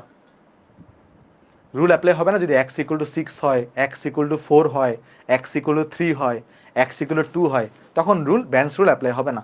ব্যান্ডস রুল শুধুমাত্র অ্যাপ্লাই হয় 5 আর 7 হইলে, ঠিক আছে? তাইলে এখানে এটা দেখো টি শেপ, তাহলে এটার স্ট্রাকচার কীরকম হবে? এটার স্ট্রাকচার মনে রাখবা, এটার স্ট্রাকচার হবে টি শেপড স্ট্রাকচার। আশা করি বুঝতে পারছি। তাহলে আমরা নেক্সট যোগে যাই, আমরা নেক্সট যোগে যাব। চলো আমরা নেক্সট যোগে চলে যাই। তোমাদেরকে একটা আমি বাড়ির কাজ দিব। সেটা কি কাজ? বাড়ির কাজ, তুমি বাসায় জ্যানন F2 এটা একটা করবা, জ্যানন F2 এটা করবা, জ্যানন F2 দেখবা এটার স্ট্রাকচার আসবে লিনিয়ার, দেখবা এটার স্ট্রাকচার আসবে লিনিয়ার, জ্যানন F2 করবা। আচ্ছা আমাকে এখনই তুমি করে ফেলো, দেখো তো জ্যানন F2 তে এক্স কত আসবে আর লন পেয়ার কত আসবে, চেক করে দেখো তো। এক্স কত আসবে, লন পেয়ার কত আসবে, দেখো মুখে মুখে করতে পারবা। 8 আর 2 যোগ করো 10 আসবে, 10কে তুমি 2 দিয়ে ভাগ করো 5 আসবে, তাহলে এক্স এর মান আসবে 5। লন পেয়ার কয়টা আসবে? 8 আর 2 বাদ দাও, 6 থাকে, 6কে 2 দিয়ে ভাগ করো 3 থাকবে, তাহলে লন পেয়ার থাকবে 3টা। তাহলে লন পেয়ার 3টা থাকলে একটা লন পেয়ার এখানে, একটা লন পেয়ার এখানে, একটা লন পেয়ার এখানে, তাহলে দেখো স্ট্রাকচার হবে লিনিয়ার। এর জন্য জ্যানন F2 এর স্ট্রাকচার কিরকম? লিনিয়ার হবে। বুঝতে পারছো? এটা তুমি মুখে মুখে করে ফেলতে পারো। একবার যদি তুমি টেকনিকগুলো বুঝে যাও তাহলে তোমার না অনেক কিছু সহজ হয়ে যাবে দেখবা প্র্যাকটিস করার মাধ্যমে। ওকে, আচ্ছা যেই যৌগগুলো আমি দেখাই দিচ্ছি তাদের ডিগ্রিগুলো একটু মনে রাখতে হবে। অনেকগুলো উদাহরণ আছে, বাট অত কিছু লাগে না। যেগুলো আমি তোমাকে করাই দিচ্ছি সেগুলো একটু তোমাকে মনে রাখতে হবে। এগুলো একদিনে তোমার মুখস্থ হবে না ভাই, কারোই এগুলো একদিনে মুখস্থ হয় নাই, এগুলো বারবার প্র্যাকটিস করতে হবে। আচ্ছা, আমরা চলো নেক্সট যৌগে যাই, আসো। আমরা এখন দেখবো SF6। আমরা এখন যে যৌগটা দেখবো তার নাম হচ্ছে আমাদের SF6। দেখি আমাকে একটু করে বলো তো, এখানে SF6 এ এক্স এর মান কত আসবে? দেখো হাফ, সালফার হচ্ছে 6, 6টা ফ্লোরিন, তাহলে এখানে আসবে 6। তাহলে এখানে আসবে আমার সংকরণটা কীরকম হবে? sp3d2। বলো তো এখানে কি কোনো লন পেয়ার থাকবে? বলো এখানে কি কোনো লন পেয়ার থাকবে? ক্যালকুলেশন করে দেখো, দেখবে এখানে লন পেয়ার হবে 0। তাহলে এখানে কোনো লন পেয়ার থাকবে না। তাহলে লন পেয়ার না থাকলে জেনারেল স্ট্রাকচার কীরকম দেখাইছি? এটার স্ট্রাকচার হয়ে থাকে অক্টাহেড্রাল। কেন এটাকে অক্টাহেড্রাল বলে আমি বলতেছি, দেখো কেন এটাকে অক্টাহেড্রাল বলে। দেখো SF6 এর স্ট্রাকচারটা কীরকম হয় জানো? তুমি একটা কাজ করো আগে, সেটা হচ্ছে দেখো তুমি একটা কি কাজ করো আগে, তুমি এরকম একটা স্ট্রাকচার আঁকার চেষ্টা করো। কীরকম স্ট্রাকচার আমি বলি, এই যে ধরো দেখো এটাকে এরকম একটা স্ট্রাকচার আঁকার চেষ্টা করো। এখানে একটা সালফার থাকবে মাঝখানে, এইখানে একটা ফ্লোরিন থাকবে, তারপর তোমার এই জায়গায় একটা ফ্লোরিন থাকবে, এই জায়গায় একটা ফ্লোরিন থাকবে, ভালো করে বুঝো, এই জায়গায় একটা ফ্লোরিন থাকবে। মানে একটা সমতলের 4 কোণায় 4টা ফ্লোরিন থাকবে, তার সাথে এখানে এদের একটা বন্ধন থাকবে, এদের একটা করে কি থাকবে? বন্ধন থাকবে। এখানে আমি 3D পদ্ধতিতে দেখানোর জন্য এটাকে একটু বড় করে দেখাইছি, এটাকে একটু করে ছোট করে দেখাইছি, মানে 3D ভাবে দেখানোর জন্য। মানে আমি যদি জিনিসটাকে এভাবে আঁকতাম তাহলে তুমি ওটা ফিল করতে পারতা না 3D স্ট্রাকচারটাকে। তাই 3D স্ট্রাকচারটা ফিল করানোর জন্য আমি একটু বাঁকা করে আঁকছি। ওকে, মানে এটা কিন্তু বর্গাকার শেপ, বাট ওই যে বাঁকা করে আঁকার কারণে এটা একটু বড় হয়ে গেছে, এটা ছোট হয়ে গেছে, যাই হোক সমস্যা নেই। আর আরো ফ্লোরিন বাকি আছে কয়টা? 2টা ফ্লোরিন বাকি আছে। তাহলে একটা ফ্লোরিনকে দিবা তলের সাথে লম্ব বরাবর এখানে, আর একটা ফ্লোরিনকে তুমি দিবা তলের সাথে লম্ব বরাবর এই জায়গাতে। বলতে পারবে এখানে বন্ধন কোণ কত হবে? বলতে পারবে এখানে বন্ধন কোণ কত হবে? বলতে পারবে এখানে বন্ধন কোণ কত হবে? একটু তো বললাম এই যে মুখস্থ রাখতে হয় বন্ড অ্যাঙ্গেলগুলো। বন্ড অ্যাঙ্গেল, এই যে CH4 এর বন্ড অ্যাঙ্গেল 109.5 ডিগ্রি, এটা তুমি পরীক্ষার হলে জীবনেও প্রমাণ করতে পারবে না, তোমাকে এগুলো মুখস্থ রাখতে হবে। এখানে বন্ড অ্যাঙ্গেল কত হবে? দেখো একটা জিনিস চিন্তা করে দেখো, এটা হচ্ছে একটা চতুর্ভুজ আকৃতির শেপ, তাই না? আর তাহলে চতুর্ভুজের 4টা বাহু, তাহলে প্রত্যেকের মধ্যবর্তী অ্যাঙ্গেল কত করে হয়? 90 ডিগ্রি করে হয়। আবার এটাও দেখো তলের সাথে লম্ব বরাবর আছে, তাহলে এটাও 90 ডিগ্রি। মানে এখানে দুই ধরনের বন্ড অ্যাঙ্গেল 90 ডিগ্রি হবে। এই বন্ড অ্যাঙ্গেলটাও কত হবে? 120 ডিগ্রি কখন হয়? যদি 3 বাহু থাকে, এটা তো 4 বাহু, তাহলে এটাও 90 ডিগ্রি। আবার এই অ্যাঙ্গেলটাও কত? 90 ডিগ্রি। তাহলে এখানে যদি বন্ড অ্যাঙ্গেল জিজ্ঞেস করা হয়, তাহলে এখানে যদি বন্ড অ্যাঙ্গেল বলে, তাহলে বন্ড অ্যাঙ্গেল হবে এখানে আমার 90 ডিগ্রি। বুঝা গেছে? বন্ড অ্যাঙ্গেল হবে আমার কাছে 90 ডিগ্রি। আর এটার স্ট্রাকচার কীরকম? অষ্টতলকীয় বা অক্টাহেড্রাল। এটার স্ট্রাকচার কীরকম? এটার স্ট্রাকচার হচ্ছে অষ্টতলকীয় বা অক্টাহেড্রাল। অষ্টতলকীয় বা আমরা এটাকে বলি অক্টাহেড্রাল। এখন দেখো নাম শুনেই বোঝা যাচ্ছে, এখানে বলো তো কয়টা তল থাকবে? অক্টাহেড্রালে কয়টা তল থাকবে? 8টা তল থাকবে। দেখো 8টা তল কিভাবে হয় দেখাচ্ছি আমি তোমাকে, 8টা তল কিভাবে হয় দেখো। তুমি কি করো, এই যে এখান থেকে একটা টানো, এখানে একটা লাইন টানো, এখানে একটা লাইন টানো, এখানে একটা লাইন টানো, দেখবা টোটাল 8টা তল পাচ্ছ। আবার নিচেও দেখবা যদি এগুলো থেকে লাইন টানো, টোটাল মানে উপরে থাকে 4টা তল, নিচে থাকে 4টা তল। বুঝতে পারতেছো? উপরে মানে এই সমতল থেকে উপরেটা ছাড়া তুমি পাবা টোটাল 4টা তল, নিচেটা ছাড়া তুমি টোটাল পাবা 4টা তল। আমি তোমাকে তোর একটা অক্টাহেড্রাল স্ট্রাকচার দেখাই আসো, তাহলে তোমার আইডিয়াটা ক্লিয়ার হয়ে যাবে। একটা চলো অক্টাহেড্রালের স্ট্রাকচার দেখাই, অক্টাহেড্রাল বা SF6, SF6 structure, SF6 or octahedral structure, octahedral octahedral structure। চলো দেখি আসো আছে কিনা। এই যে দেখো, এই যে তুমি যদি দেখো এখানে দেখো উপরের টোটাল 4টা তল থাকে, নিচের টোটাল কয়টা তল থাকে বলো তো? এই যে এখান থেকে দেখতে পারবা। যদি এগুলো ফটোগুলোতে একদমই ছোটো ছোটো আসতেছে, একটা বড় ফটো হলে ভালো হইতো। বড় ফটো আছে এখানে? দাঁড়াও একটু দেখি বড় ফটো আছে কিনা।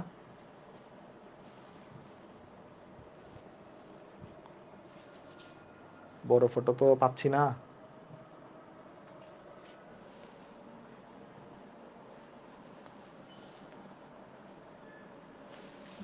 আচ্ছা বুঝতেই তো পারতেছো স্ট্রাকচারটা দেখো। এটাকে যদি অন্য ট্যাবে ওপেন করি, নিউ ট্যাব, তা দেখি বড় হয় কিনা। হ্যাঁ একটু বড় হয়েছে। এবার দেখো এই যে দেখো এই 4টা ফ্লোরিন তুমি এখানে 4 জায়গায় দিছিলা। এই উপর থেকে দেখো এই একটা তল এখানে, তারপর দেখো এই একটা তল এখানে। মানে আমি তোমাকে তলগুলা কীভাবে বুঝাই, আচ্ছা তুমি একে একে দেখাই আসো। এই যে দেখো এই একটা তল, এটা একটা তল, এই যে দেখো এটা একটা, কি ব্যাপার একে না কেন, হ্যাঁ এটা একটা তল, দেখছো? তারপর এইখান থেকে শুরু করে এখানে একটা তল, এটা একটা তল, তারপরে এইখান থেকে শুরু করে এখানে একটা তল, আবার এই ফ্লোরিন থেকে পিছনে একটা তল পাবা তুমি। বুঝতে পারতেছো? টোটাল 8টা তল পাবা।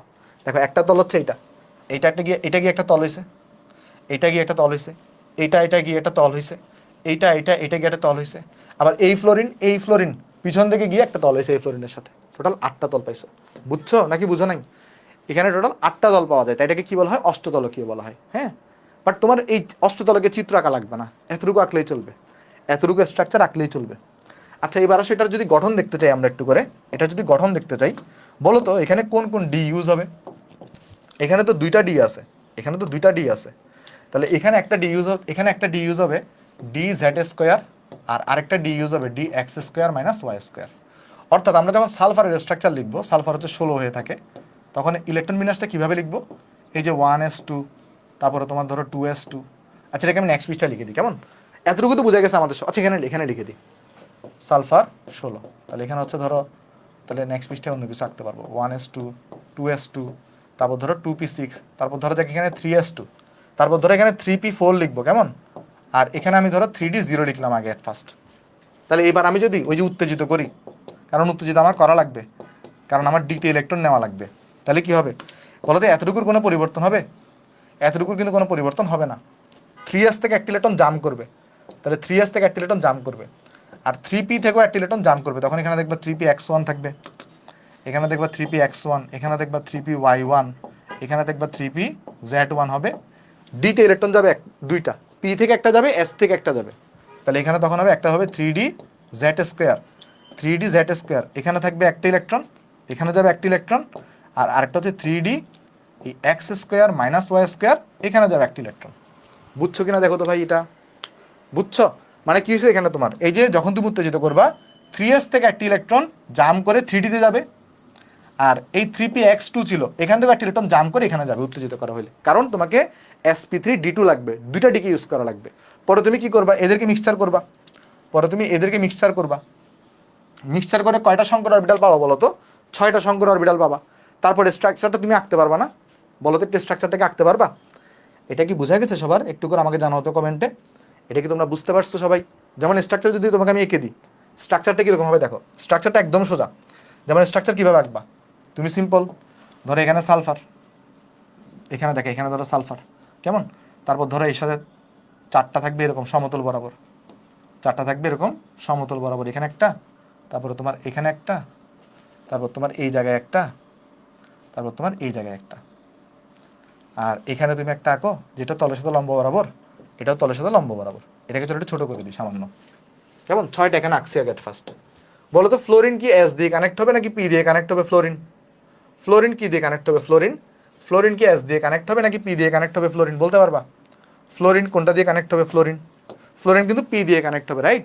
তাহলে পি দিয়ে কানেক্ট হলে কি হবে দেখো, এই একটা ফ্লোরিন এখানে থাকবে, এ ধর এখানে পি দিয়ে কানেক্ট হবে এখানে, তারপর একটা ফ্লোরিন এখানে থাকবে, এ ধর এখানে একটা পি দিয়ে কানেক্ট হবে, কারণ SF6 তো। তারপর একটা ফ্লোরিন তোমার এখানে থাকবে, যে একটা পি দিয়ে এখানে কানেক্ট হবে, একটা ফ্লোরিন এখানে থাকবে, যে একটা পি দিয়ে এখানে কানেক্ট হবে। মানে জিনিসগুলো কিন্তু সোজা, যদি তুমি মেইন স্ট্রাকচার পারো তাহলে এই চিত্রগুলো আঁকা কিন্তু একদমই কঠিন না। উল্টা তোমার কাছে দেখবে এগুলো মজা লাগতেছে আঁকতে চিত্রগুলো, যদি তুমি মেইন স্ট্রাকচার, মেইন জিনিসটা বুঝতে পারো। তারপর তুমি এখানে 2টা করে ইলেকট্রন দেখাই দিবা। তুমি ওই যে আপ ডাউন করে দেখাইতে পারো, ডট ডট আকারও দেখাইতে পারো, কোনো সমস্যা নেই। ডট ডট আকারও দেখানো যায়, আপ ডাউন করে দেখানো যায়। তাহলে এটাই হচ্ছে SF6 এর স্ট্রাকচার। ক্লিয়ার সবার? বলো তো SF6 এর স্ট্রাকচারটা সবাই বুঝতে পারছি কিনা? SF6 এর স্ট্রাকচার সবাই বুঝতে পারছি কিনা? আশা করি বুঝতে পারছো। তাহলে আমরা নেক্সটে যাই। চলো আমরা নেক্সটে যাবো। সবার কি এটা বোঝা গেছে? এগুলো কিন্তু পরীক্ষা আসবে। সবাই কি বুঝতে পারছো? ওকে, ভেরি গুড। এবার আসলে আমরা নেক্সট যোগ দেখবো এখন BrF5। এবার আমরা দেখবো BrF5। এখানে 2টা জিনিস একটু বের করো। একটা হচ্ছে এখান থেকে x বের করো, আবার এখান থেকে লন পেয়ার বের করো। দেখো x কত আসবে? হাফ। ভি কত এখানে? ব্রোমিন হচ্ছে সেন্ট্রাল অ্যাটম, তাহলে 7। এখানে আছে 5টা, তাহলে এখানে আসবে 6। তাহলে এখানে হবে sp3d2 সংকরায়ন। লন পেয়ার বের করো, হাফ। নেট ভ্যালেন্স ইলেকট্রন কয়টা? 7টা। তাহলে এখান থেকে 5 বাদ যাবে, কারণ 5টা ফ্লোরিন কানেক্টেড, তাহলে এখানে একটা থাকবে। লন পেয়ার হচ্ছে একটা। তাহলে তুমি আমাকে বলো একটু করে, এখানে কি ব্যান্ডস রুল অ্যাপ্লাই হবে? এখানে কি ব্যান্ডস রুল, এটা কি অ্যাপ্লাই হবে? আনসার হচ্ছে না। ব্যান্ডস রুল কোথায় অ্যাপ্লাই হয়? এক্স ইকুয়াল টু 5 অথবা এক্স ইকুয়াল টু 7 হলে, এখানে এক্স ইকুয়াল টু 6, তাহলে ব্যান্ডস রুল অ্যাপ্লাই না হলে লন পেয়ারগুলো কই যাবে বলো তো? ইয়াতে অক্ষীয়তে নাকি সমতলে? যদি ব্যান্ডস রুল অ্যাপ্লাই না হয় তাহলে লন পেয়ারগুলো কই যাবে? অক্ষীয়তে। দেখো আমি তোমাকে স্ট্রাকচার আগে দেখো, এই যে ধরো ব্রোমিন, আগে চলো স্ট্রাকচারটা এঁকে দিই, তাহলে তুমি বুঝতে পারবা। একটা কাজ করি, আমরা আগে এরকম একটা স্ট্রাকচার আঁকি, এই যে একটা এরকম একটা সমতলীয় স্ট্রাকচার আঁকি, একটা সমতলীয় স্ট্রাকচার আঁকি। আঁকার পরে তাহলে আমার সেন্টারে থাকবে হচ্ছে ব্রোমিন, তাহলে এর তাহলে দেখো এখানে একটা হাত থাকবে, এখানে একটা হাত থাকবে, এখানে একটা হাত থাকবে, এখানে একটা হাত থাকবে, আবার এর উপরে একটা হাত থাকবে, নিচে একটা হাত থাকবে। তাহলে তুমি আমাকে বলো এখানে এই যে লন পেয়ারগুলো কি অক্ষীয় অবস্থানে যাবে? এই যে অক্ষীয় অবস্থান হচ্ছে এগুলা, নাকি সমতল অবস্থানে যাবে বলো তো? দেখো যেহেতু যদি ব্যান্ডস রুল মানতো তাহলে তো সমতলে যাইতো, বাট ব্যান্ডস রুল তো মানতেছে না, তাহলে সমতলে যাবে না, কোথায় যাবে? অক্ষীয়তে যাবে। তাহলে লন পেয়ারটাকে তাই তুমি হয় উপরে দিবা না নিচে দিবা, তোমার যেখানে ইচ্ছা, তোমার যেখানে ইচ্ছা। তাহলে বাকি থাকে কি? ফ্লোরিন। তাহলে একটা ফ্লোরিনকে এখানে দিবা, একটা ফ্লোরিনকে এখানে দিবা, একটা ফ্লোরিনকে এখানে দিবা, একটা ফ্লোরিনকে এখানে দিবা, একটা ফ্লোরিনকে তুমি এখানে দিবা। দেখো তো মজা লাগতেছে না জিনিসগুলা? যদি তুমি বুঝতে পারো তাহলে কিন্তু মজা, যদি তুমি বুঝতে পারো তাহলে কিন্তু মজা। আমাকে একটু করে বলো বুঝছো কিনা, আমাকে একটু করে বলো বুঝছো কিনা, বুঝছো জিনিসটা সবাই? বুঝছো? ওকে, এইবার আমাকে বলো এটার স্ট্রাকচারটা কীরকম হবে। দেখো আমরা যখন স্ট্রাকচার অঙ্কন করি, আমি কিন্তু লন পেয়ারটাকে কনসিডার করি না আমরা। যেমন দেখো তুমি যখন এখানে স্ট্রাকচার চিন্তা করছো, কোথায়? এইখানে স্ট্রাকচার, তুমি কি লন পেয়ারগুলোকে কনসিডার করছিলা জ্যামিতিক গঠনের সময়? না, তুমি শুধুমাত্র এটাকে নিছো। তারপর দেখো যখন তুমি এখানে স্ট্রাকচার চিন্তা করছো, তুমি লন পেয়ারটাকে চিন্তা করো নাই, তুমি শুধুমাত্র এই অংশটুকুকে চিন্তা করছো। তাহলে স্ট্রাকচার অঙ্কনের সময় আমরা কিন্তু লন পেয়ারকে মানে কনসিডার করি না। তাহলে এখানে কিন্তু আমরা এই লন পেয়ারটাকে ছাড়া চিন্তা করো তো, ধরে লন পেয়ারটা নাই, তাহলে এটা একটা বর্গক্ষেত্র না? আবার এখান থেকে দেখো সবার সাথে যোগ করো, একটা পিরামিড পাবা, একটা পিরামিড পাবা। তাই এই স্ট্রাকচারটাকে বলা হয় বর্গাকার পিরামিডীয়। তাহলে স্ট্রাকচারের নাম কি? বর্গাকার পিরামিডীয়। তাহলে স্ট্রাকচারের নাম হচ্ছে আমাদের বর্গাকার, বর্গাকার পিরামিডীয়, পিরামিডীয়, যেটাকে আমরা ইংলিশে বলতে পারি স্কয়ার পিরামিডাল। এটাকে আমরা ইংলিশে বলতে পারি স্কয়ার পিরামিডাল। বুঝছো নাকি বুঝো নাই বলো? এগুলোর চিত্র আঁকা লাগে না, বাট এমনি এতটুকু বুঝলেই চলবে। দেখে আরেকটা যোগে যাই। ধরো আমাকে বললো জ্যানন F4, ধরো আমাকে বললো জ্যানন F4, বলো এই যোগের জন্য দুইটা জিনিস বের করবা, একটা হচ্ছে এক্স, একটা হচ্ছে এটা লন পেয়ার বের করবা। বলো তো কত কত আসবে এখানে? এক্স কত আসবে আর লন পেয়ার কত আসবে? এক্স কত আসবে আর লন পেয়ার কত আসবে? দেখো এক্স দেখবা 6 আসবে, চেক করে দেখবা, এক্স দেখবা 6 আসবে, লন পেয়ার দেখবা 2 আসবে, তুমি চেক করে দেখতে পারো। তাহলে বলো তো এখানে কি ব্যান্ডস রুল অ্যাপ্লাই হবে? এখানে কি ব্যান্ডস রুল অ্যাপ্লাই হবে? আনসার হচ্ছে না, এখানে ব্যান্ডস রুল অ্যাপ্লাই হবে না, এখানে ব্যান্ডস রুল অ্যাপ্লাই হবে না, কারণ এটা তো 6, ব্যান্ডস রুল অ্যাপ্লাই হয় 5 আর 7 এর জন্য, তাহলে এখানে ব্যান্ডস রুল অ্যাপ্লাই হবে না। তাহলে স্ট্রাকচারটা কীরকম হবে? 6 এর জন্য আমরা কি করি, ফার্স্ট অফ অল আগে আমরা এরকম একটা দাগ দিয়ে দিব 6 এর জন্য, রাইট? তাহলে বলো দেবা লন পেয়ারগুলোকে তুমি কই দিবা? দেখো তাহলে সেন্টারের মতো জ্যানন, তাহলে তার দেখো এখানে একটা থাকবে, এখানে একটা থাকবে, এখানে একটা থাকবে, এখানে একটা থাকবে, এখানে একটা থাকবে, এখানে একটা থাকবে, এখানে একটা থাকবে। বলো তো লন পেয়ারগুলো কি অক্ষীয়তে যাবে নাকি সমতলে যাবে? লন পেয়ারগুলো কি অক্ষীয়তে যাবে নাকি সমতলে যাবে? লন পেয়ারগুলো কি অক্ষীয়তে যাবে নাকি সমতলে যাবে? অক্ষীয়তে যাবে, লন পেয়ারগুলো অক্ষীয়তে যাবে। বুঝছো? তাহলে লন পেয়ার একটা দিবে এখানে, একটা দিবে এখানে। তাহলে একটা ফ্লোরিনকে তুমি এখানে দাও, একটা ফ্লোরিনকে তুমি এখানে দাও, একটা ফ্লোরিনকে তুমি এখানে দাও, একটা ফ্লোরিনকে তুমি এখানে দাও।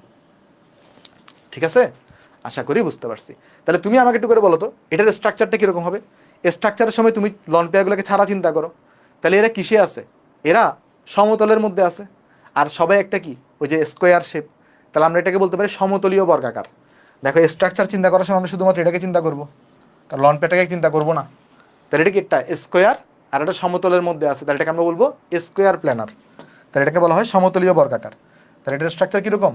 সমতলীয়, সমতলীয় বর্গাকার, বা এটাকে বলা হয় স্কোয়ার প্ল্যানার, এটাকে বলা হয় স্কোয়ার প্ল্যানার বলা হয়। বুঝছো নাকি বুঝো নাই বলো তো একটু করে? বুঝছো নাকি বুঝো নাই? বুঝা গেছে সবাই জিনিসটা? ওকে, ঠিক আছে। তাহলে এটা হচ্ছে আমাদের কাহিনী। আর এখানে বন্ড অ্যাঙ্গেল কত করে হয়? বন্ড অ্যাঙ্গেল এখানে হয় 90 ডিগ্রি করে, এখানে বন্ড অ্যাঙ্গেল হবে 90 ডিগ্রি করে। ঠিক আছে? ওকে, যাই হোক, চলো নেক্সটে যাই। নেক্সট আমরা যদি যাই, নেক্সটে আচ্ছা একটা কাজ দিব তোমাদেরকে। BRI F5 তো আমি করে দিছি, তুমি বাসায় নিজে নিজে ICL5 করবা। বাসায় নিজের যে ICL5 করবা, সেম হুবহু সেম আসবে, হুবহু সেম আসবে, এটা তোমার বাড়ির কাজ। চলো লাস্ট আমরা দেখবো এখন IF7। আর দুইটা মাত্র যৌগ আছে, এই দুইটা যৌগ দেখলে আমাদের সংকরায়ন শেষ। দুইটা যৌগ আছে, দুইটা যৌগ দেখলে আমাদের সংকরায়ন শেষ। একটা হচ্ছে IF7। দুইটা জিনিস বের করো, একটা হচ্ছে এক্স বের করো, একটা হচ্ছে এক্স বের করো, একটা হচ্ছে লন পেয়ার বের করো।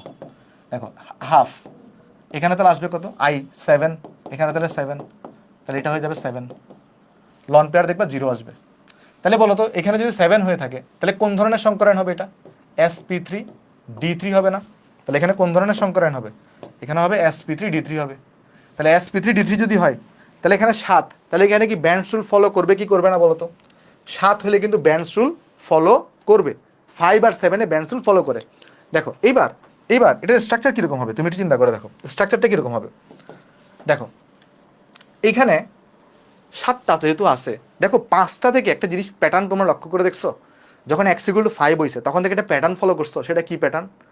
দুইটা জিনিস সবসময় উপরে নিচে থাকে, 5এও উপরে নিচে ছিল, 6ও উপরে নিচে ছিল, তাহলে 7এও কি থাকবে? দুইটা জিনিস উপরে নিচে থাকবে। এটা কি বুঝতে পারতেছি আমরা সবাই? বলো তো একটু করে।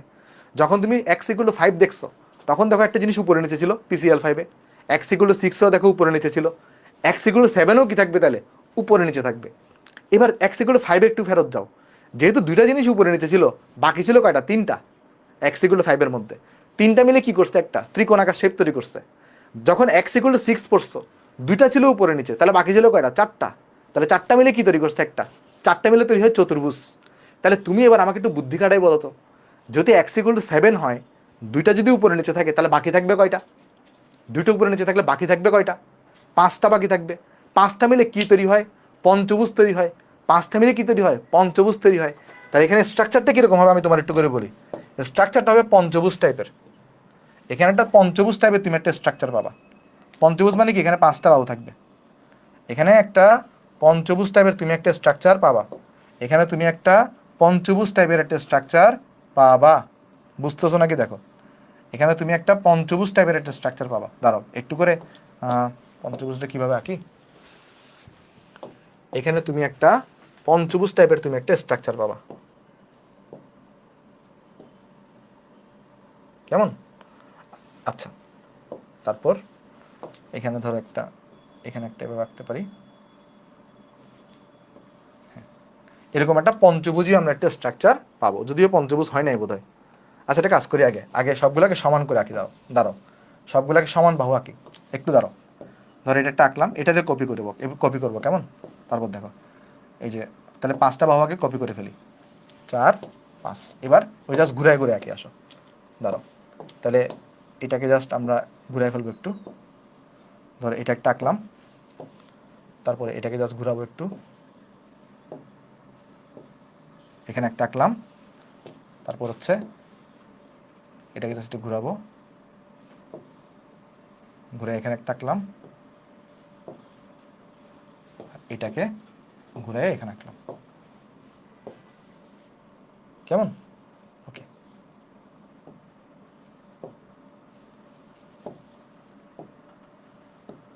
হ্যাঁ দেখো এটা আমার একটা পঞ্চভুজ হয়ে গেছে। তাহলে এটা একটা পঞ্চভুজ। তাহলে পঞ্চভুজ যদি হয় তাহলে ভালো করে লক্ষ্য করে দেখো, স্যান্ডাল হচ্ছে আয়োডিন, তাহলে এখানে 5টা হাত এখানে যাবে, 5টা হাত এই কোনায়, 5 কোনায় যাবে, 5টা হাত 5 কোনায় যাবে। তাহলে প্রতিটা হাতে তুমি একটা করে ফ্লোরিন দাও, প্রতিটা হাতে কি করে? একটা করে ফ্লোরিন দাও, প্রতিটা হাতে একটা করে তুমি ফ্লোরিন দাও, প্রতিটা হাতে একটা করে তুমি ফ্লোরিন দাও। এগুলো হচ্ছে সমতলীয় অবস্থান। আর বাকি দুটা ফ্লোরিন কই থাকবে? একটা ফ্লোরিন থাকবে এই তলের সাথে লম্ব বরাবর, একটা ফ্লোরিন থাকবে তলের সাথে লম্ব বরাবর, আরেকটা ফ্লোরিন থাকবে তলের সাথে লম্ব বরাবর। এখানে একটা ফ্লোরিন থাকবে। বুঝা গেছে নাকি বুঝো নাই? বলো তো একটু করে, বুঝছো কিনা বলো। এটা কি বুঝতে পারছো স্ট্রাকচারগুলো সবাই? স্ট্রাকচারগুলো কি সবাই বুঝতে পারছি আমরা?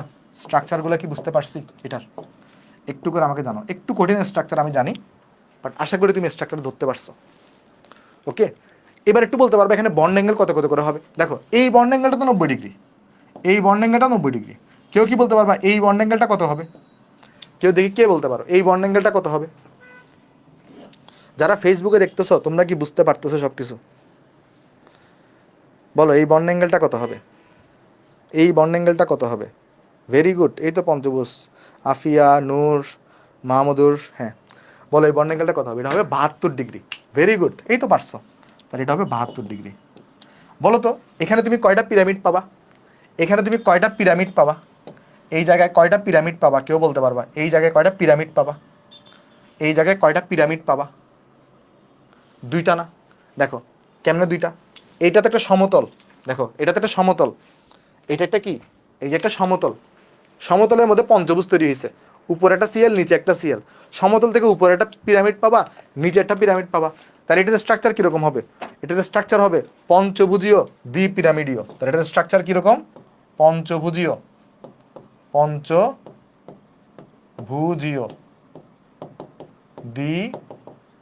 দ্বিপিরামিডীয়, বা আমরা বলতে পারি পেন্টাগোনাল, পেন্টাগোনাল বাইপিরামিডাল। বলো এবার কি কঠিন লাগতেছে কিনা? এগুলো এগুলো কিন্তু সহজ, জাস্ট তোমাকে একটু প্র্যাকটিস করতে হবে, জাস্ট তোমাকে একটু প্র্যাকটিস করতে হবে। আর এখানে দুইটা বর্ণ অ্যাঙ্গেল তুমি পাবা, একটা বর্ণ অ্যাঙ্গেল হচ্ছে তোমার এখানে দুইটা বর্ণ অ্যাঙ্গেল পাবা, একটা বর্ণ অ্যাঙ্গেল হচ্ছে 72 ডিগ্রি যেটা আসলে সমতলের মধ্যে থাকবে, সমতলে, আর আরেকটা বর্ণ অ্যাঙ্গেল হচ্ছে 90 ডিগ্রি যেটা আসলে তলের সাথে লম্ব বরাবর থাকবে, তলের সাথে লম্ব বরাবর থাকবে। আর আরেকটা যৌগ মাত্র আমাদের আছে, এরপর আমাদের সংকরায়নটা পুরা শেষ। সংকরায়ন নিয়ে আমরা যত ধরনের কোয়েশ্চেন আছে দেখবা তুমি সব পারবা, সব। খালি তুমি তোমার যেখানে প্রবলেম, আমাদের যে সাইকেলের বই ওইটার তুমি প্র্যাকটিস প্রবলেমগুলো সলভ করিও, এমন একটা প্রবলেম থাকবে না, মানে জটিল যোগের সংকরায়ন পারবা না, জটিল যোগের সংকরায়ন তোমাকে এখনো পড়ায়নি, এটা ডি ব্লকে পড়াবো, বাট এছাড়া সাধারণ যে সমযোজী যৌগ সবার সংকরায়ন তুমি আসলে পারবা। লাস্ট একটা যৌগ আছে আমাদের, সেই লাস্ট যৌগটা কি? Xanon F6। চলো এটা একটু দেখাই। লাস্ট যৌগ, এরপর আমাদের সংকরায়ন টাটা, সেটা কি? Xanon F6। লাস্ট যৌগ হচ্ছে আমাদের জ্যানন F6। দুইটা জিনিস বের করো, একটা হচ্ছে এখানে এক্স বের করো, আরেকটা হচ্ছে এখানে লন পেয়ার বের করো। দেখবা এক্স ইকুয়াল টু 7 আসবে, লন পেয়ার ইকুয়াল টু 1 আসবে। তাহলে তুমি আমাকে একটু করে বলো, লন পেয়ার যদি 1 আসে, লন পেয়ার যদি 1 আসে আর এক্স ইকুয়াল যদি 7 আসে, এখানে কি ব্যান্ডস রুল অ্যাপ্লাই হবে? তুমি বলবো ভাই 7 আসছে, তাহলে এখানে ব্যান্ডস রুল অ্যাপ্লাই হবে, ব্যান্ডস রুল অ্যাপ্লাই হবে। তাহলে আমি যদি এটা কাজ করি, এই যে ধরো এটাকে একটু করে আমি কপি করি, তারপর আমি মুছে আবার দেখাচ্ছি, এটাকে একটু কপি করে এখানে আনিয়ে আসো, কেমন? তাহলে আমি চলো মুছে এখানে একটু করে দেখাই। তাহলে তুমি আমাকে একটা জিনিস বলো, এখানে লন পেয়ার তাহলে কই যাবে? অক্ষীয়তে নাকি সমতলে? লন পেয়ার তাহলে কই যাবে? অক্ষীয়তে নাকি সমতলে? বলতে পারবা? লন পেয়ার এখানে কই যাবে? অক্ষীয়তে নাকি সমতলে? লন পেয়ার এখানে কই যাবে? অক্ষীয়তে নাকি সমতলে? সমতলে যাবে, কারণ যেহেতু ব্যান্ডস রুল অ্যাপ্লাই হবে। তাহলে এখানে কি হবে দেখো, এখানে তখন যেটা হবে, এখানে ধরো আমার জ্যানন আছে এখানে, তখন দেখা যাবে যে কোনো একটা হাতে, এই যে ধরো দেখা যাবে যে কোনো একটা হাতের এদিকে এই লন পেয়ারগুলো এখানে যাবে, তাহলে দেখা যাবে ফ্লোরিনগুলো একটু ডিস্টর্টেড হয়ে যাবে। এখানে একটা ফ্লোরিন ধরো, এখানে ধরো একটা ফ্লোরিন, এখানে একটা ফ্লোরিন, মানে অ্যাকুরেট তখন 72 ডিগ্রি পাবা না, এই লন পেয়ারের কারণে একটু অ্যাঙ্গেলগুলো চেঞ্জ হয়ে যাবে, যদিও দেখে মনে হচ্ছে 72 ডিগ্রি হয়তো, বাট লন পেয়ারের কারণে বিকর্ষণ হবে, লন পেয়ার বন পেয়ার, তাই একজ্যাক্টলি 72 ডিগ্রি অ্যাঙ্গেল এখানে আসবে না। আর দুইটা ফ্লোরিনের মধ্যে একটা ফ্লোরিন থাকবে উপরের দিকে, তলের সাথে লম্বা বরাবর থাকবে একটা ফ্লোরিন, আর আরেকটা ফ্লোরিন থাকবে নিচের দিকে। আচ্ছা, কেউ কি বলতে পারবা এটার স্ট্রাকচারটা কীরকম হবে? এবার এই স্ট্রাকচারটা কীরকম হবে বলতে পারবা? আচ্ছা চিন্তা করো তো, এই স্ট্রাকচারটাতে এই লন পেয়ারটাকে ছাড়া চিন্তা করতে হবে না, ভালো করে বুঝো, এই স্ট্রাকচারটাতে লন পেয়ারটাকে ছাড়া চিন্তা করতে হবে না, কারণ স্ট্রাকচার চিন্তা করার সময় আমরা লন পেয়ারকে কনসিডার করি না। তাহলে একটু করে দেখো তো, এটার স্ট্রাকচারটা SF6-এর মতো না? কারণ SF6-এও সমতলে চারটা চারটা চারটা বন্ধন ছিল, আর উপরে নিচে একটা বন্ধন ছিল। দেখো ভালো করে বুঝো, আমরা যখন স্ট্রাকচার চিন্তা করি তখন আমরা কি লন পেয়ারকে কনসিডার করি বলো তো? যখন আমরা জ্যামিতিক গঠন চিন্তা করি তখন আমরা কিন্তু লন পেয়ারকে কনসিডার করি না। তুমি যখন পানির যখন তুমি স্ট্রাকচার চিন্তা করছো তখন তুমি কি করছো? ওই যে লন পেয়ারগুলোকে কনসিডার করছিলে না, শুধুমাত্র ভি শেপ কনসিডার করছিলা, লন পেয়ারকে কনসিডার করি না আমরা। তাইলে লন পেয়ারকে যদি কনসিডার না করি, তাহলে এখানে সমতলের মধ্যে বন্ধন আছে কয়টা? চারটা। উপরে নিচে কয়টা আছে? দুইটা। তাহলে এটা হচ্ছে এক ধরনের অষ্টতলকীয়, বাট ব্যাপার আছে, এখানে একটা লন পেয়ার আছে, লন পেয়ারের কারণে এটা পিওর অষ্টতলকীয় হইতে পারবে না, এই স্ট্রাকচারকে বলা হয় বিকৃত অষ্টতলকীয়। এই স্ট্রাকচারটা কীরকম? এটা হচ্ছে বিকৃত অষ্টতলকীয়। বুঝতে পারছো? বুঝতে পেরেছো বলো তো? এটার স্ট্রাকচার হচ্ছে বিকৃত অষ্টতলকীয় বা ডিস্টর্টেড অক্টাহেড্রাল। এই বিকৃতকে ইংলিশে অনিয়মিতও বলে, ডিস্টর্টেডও বলে, distorted, distorted octahedral, distorted octahedral. বলো বুঝেছো কিনা? বলো বুঝছো কিনা? শেষ, আমাদের সংকরায়ন শেষ। সংকরায়ন নিয়ে আশা করি কারো কোনো ডাউট নাই। টুকিটাকি দুইটা বিষয় আছে, আমি এখন বলে দিব। হ্যাঁ, বুঝছো জিনিসটা? নেক্সটে যাই। সবার আমাদের এখানে কি সবাই এগুলো বুঝতে পারছি? আমরা সবগুলোকে আমরা বুঝতে পারছি? বুঝো নাই? এটা স্ট্রাকচারটা বুঝো নাই? আরেকবার বুঝে আসো। এই স্ট্রাকচারটা দেখো, ভালো করে লক্ষ্য করে দেখো। এখানে আমরা যখন স্ট্রাকচার চিন্তা করি আমরা লন পেয়ারকে কনসিডার করি না। তাহলে এখানে সমতলের মধ্যে কয়টা বন্ধন আছে? 4টা বন্ধন। উপরে নিচে আছে একটা বন্ধন। তুমি একটু করে SF6 এর স্ট্রাকচার দেখো তো। SF6 এ যদি যাও দেখবা সমতলে 4টা বন্ধন থাকে, উপরে নিচে একটা থাকে। তাহলে যদি এরকম সমতলে 4টা উপরে নিচে একটা দুইটা থাকে তাহলে সেটাকে আমরা বলি অষ্টতলকীয়। বাট প্রবলেমটা হইলো এখানে একটা লন পেয়ার আছে সমতলের মধ্যে, যেটা একটা পিওর অষ্টতলকীয় হইতে দিবে না। তো এটাকে আমরা বলবো বিকৃত অষ্টতলকীয়। এটাকে আমরা কি বলবো? বিকৃত অষ্টতলকীয় বলবো। হ্যাঁ, ওকে, বুঝতে পারছি আমরা এবার সবাই? একটু করে আমাকে জানাও যে যাদের সবার ক্লিয়ার কিনা। এটা কি সবার ক্লিয়ার হয়েছে? একটু আমাকে বলবা সবার কি ক্লিয়ার হয়েছে এই জিনিসটা, এই স্ট্রাকচারটা? ওকে, ভেরি গুড। তাহলে এবার আমি তোমাকে চলো একটু সামারি করে দিই। এবার চলো আমি তোমাকে একটু করে সামারি করে দিই। সামারিটা তাহলে কি দাঁড়াবে দেখো। তোমার যখন x=2 হয়েছে তখন সংকরায়ন পাইছো তুমি SP। তখন স্ট্রাকচার কীরকম হয়েছে? লিনিয়ার। এটা থেকে আর কোনো সন্দেহ নাই, সরল রৈখিক। যখন x=3 হয়েছে তখন যদি দুইটা জিনিস হইতে পারে, একটা হচ্ছে লন পেয়ার 0 থাকতে পারে, এবং x=3 হওয়া মানে কোন ধরনের সংকরায়ন? SP2 সংকরায়ন। লন পেয়ার যদি 0 হয় তাহলে সেখানে আমরা কি পাইছিলাম বলতো? ওই যে আমাদের ওই ত্রিকোণাকার সমতলীয় বা ট্রাইগোনাল প্ল্যানার পাইছিলাম। এটাকে আমরা বলছিলাম ট্রাইগোনাল প্ল্যানার বা ত্রিকোণাকার সমতলীয়, যেটাকে আমরা বাংলায় বলতাম ত্রিকোণাকার সমতলীয়। যদি লন পেয়ার একটা হইতো তাহলে বলতো সংকরায়নতে SP2ই হইতো। কিন্তু এটার আকৃতি কিরকম ছিল মনে আছে কারো? লন পেয়ার একটা, কিন্তু x=3 কার জন্য পড়ছিলাম আমরা? সালফার ডাইঅক্সাইড পড়ছিলাম না? তাহলে কি ছিল? ভি শেপের ছিল না?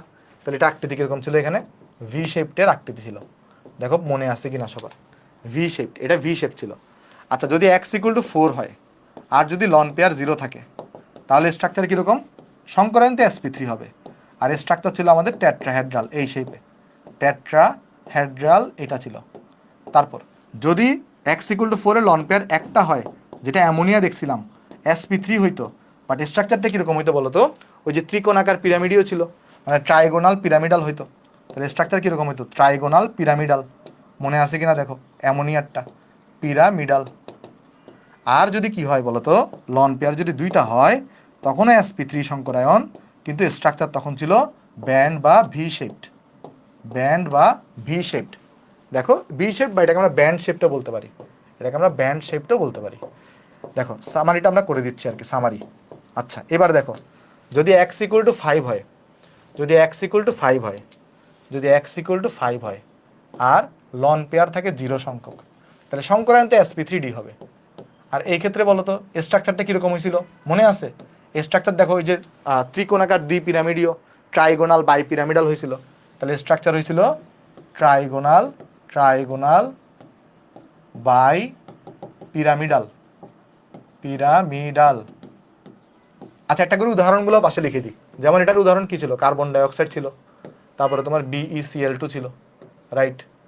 তারপরে ধরো এটার উদাহরণ কী ছিল? আচ্ছা এগুলো এটা কাজ করি, এটাকে চলো নেক্সট পৃষ্ঠায় লিখবো, কেমন? চলো এটাকে আমি নেক্সট পৃষ্ঠায় লিখবো, এটাকে আমি এখানে না লিখি। ওকে, এখন আমরা কিন্তু রিভিশন দিচ্ছি, এগুলো কিন্তু নতুন কোনো পড়া না। দেখো এটার উদাহরণ কী ছিল? এটার উদাহরণ ছিল BF3, তারপরে তোমার হচ্ছে BCl3। এটার উদাহরণ কী ছিল? এটার উদাহরণ ছিল SO2। এটার উদাহরণ কী ছিল? CH4। তারপর হচ্ছে যে CCl4। তারপরে তোমার এখানে ছিল কীরকম? NH4+। সবাই এরকম ছিল এগুলো। এটার উদাহরণ আমরা কি পড়ছি? এই NH3। তারপরে এখানে পড়ছি আমরা হচ্ছে তোমার H3O+। এটার উদাহরণ কি ছিল? পানি। ঠিক আছে, এগুলো আমরা পড়ে আসছি সবগুলা। তারপরে যাই আসো, তারপরে যদি আমরা যাই এটাকে চলো একটু কপি করি। হ্যাঁ, আমরা কিন্তু এখন রিভিশন দিচ্ছি, জাস্ট তোমাকে ওই জাস্ট একবার রিডিং করাই দিচ্ছি। যদি x=5 হয়, যদি x=5 হয় তাহলে তো এখানে লন পেয়ার যদি 0 হয়, এমনিতে SP3D সংকরায়ন। স্ট্রাকচার কীরকম বলছিলাম? ত্রিকোণাকার দ্বি পিরামিডীয়, তাহলে trigonal trigonal by pyramidal bipyramidal. আর এখানে উদাহরণ কী ছিল বলো তো? এটার PCl5 ছিল। ঠিক আছে, তারপর যদি লন পেয়ারটা 1 হয় সংকরায়নতে SP3D হবে। বাট স্ট্রাকচারটা কীরকম ছিল মনে আছে? সিসো শেপ ছিল না? দেখো সিসো এই শেপ ছিল, বা ঢেকি আকৃতির ছিল। যেমন এক্সাম্পল কে ছিল? SF4 ছিল। যদি লন পেয়ারটা 2 হয় তাহলে এটা কোন শেপ ছিল বলো তো? টি শেপ ছিল। মনে আছে কিনা দেখো। আচ্ছা, সংকরায়নতে sp3d হবে, আর এটা ছিল টি শেপড। এটার উদাহরণ মনে আছে? এটার উদাহরণ ছিল আমাদের ClF3, এটা একটা উদাহরণ ছিল। তারপর যদি লন পেয়ার যদি 3 হয় তাহলে কি হইতো? তাও sp3d হইতো, বাট শেপ হইতো লিনিয়ার, আর এটার স্ট্রাকচার ছিল xenon F2, এটা তোমাকে বলছিলাম। আচ্ছা, আর x ইকুয়াল যদি 6 হয় তাইলে লন পেয়ার যদি 0 হয়, সংকরায়নতে এখানে sp3d2, আর স্ট্রাকচার কীরকম হইতো বলো তো? অক্টাহেড্রাল, স্ট্রাকচার হইতো অক্টাহেড্রাল। আর এটার উদাহরণ ছিল SF6। তারপর যদি লন পেয়ার একটা হইতো, সংকরায়নতে sp3d2 হবে, বাট স্ট্রাকচারটা কীরকম হইতো বলো তো? ওই যে আমাদের কীরকম ছিল, ওই যে সমতলীয়, দেখো বর্গাকার পিরামিডীয় ছিল না? এই যে দেখো এটার জন্য, এই যে এটার জন্য বর্গাকার পিরামিডীয় বা স্কোয়ার পিরামিডাল, এটা ছিল স্কোয়ার পিরামিডাল, এটা ছিল square pyramidal, square pyramidal, pyramidal, যেটা অ্যাকচুয়ালি ছিল BrF5 এর স্ট্রাকচার। আর যদি লন পেয়ার ইকুয়াল টু 2 হয় তাহলে এটা হইতো sp3d2, আর এটা ছিল স্কোয়ার প্ল্যানার, সমতলীয় বর্গাকার, স্কোয়ার প্ল্যানার। ওই যে উদাহরণ কি ছিল? xenon F4, উদাহরণ ছিল xenon F4, উদাহরণ ছিল xenon F4, xenon F4। তাহলে এগুলো ছিল আমার x ইকুয়াল টু 6 এর জন্য। আর last x equal to 7, x equal to 7 এ যদি লন পেয়ার 0 হয় তাহলে এটাকে আমরা কি বলছিলাম? এটাকে আমরা বলছিলাম এই যে pentagonal bipyramidal, pentagonal bipyramidal, bipyramidal. এটা কার ছিল বলো তো ভাই? IF7 এর ছিল, IF7। আর যদি লন পেয়ার ইকুয়াল টু 1 হয়, যেটার উদাহরণ ছিল আমাদের xenon F6 এর উদাহরণ, সেটাকে আমরা বলতাম বিকৃত চতুস্থলকীয়, এটাকে আমরা বলতাম বিকৃত চতুস্থলকীয়। শেষ, চতুস্থলকীয়। তাহলে এটাকে আমরা কি বলতাম বলতো? বিকৃত চতুস্থলকীয়, বা এটাকে আমরা, এটার উদাহরণ কি ছিল? ওই xenon F6 ছিল। এই যে আমি এতক্ষণ পর্যন্ত মানে আমি লাস্ট 2-3 ক্লাসে যা যা পড়াইছি তোমাকে তা সামারি করে দিলাম, বুঝতে পারছি আমরা সবাই? এগুলো একটু তুমি জাস্ট মনে মনে প্র্যাকটিস, মনে মনে না দেখে দেখে প্র্যাকটিস করবা। x এগুলো 2 হলে কি হয়, 3 হলে কি হয়, 4 হলে কি হয়। এগুলো তো আমারও মুখস্থ হয়েছে, বাট একদিনে মুখস্থ হবে না, এগুলো একদিনে মুখস্থ হবে না, এগুলো তোমাকে বারবার প্র্যাকটিস করতে হবে, বারবার প্র্যাকটিস করার মাধ্যমে মনে রাখতে হবে। কেমন? এগুলো একদিনে মুখস্থ হবে না, বারবার প্র্যাকটিস করতে হবে।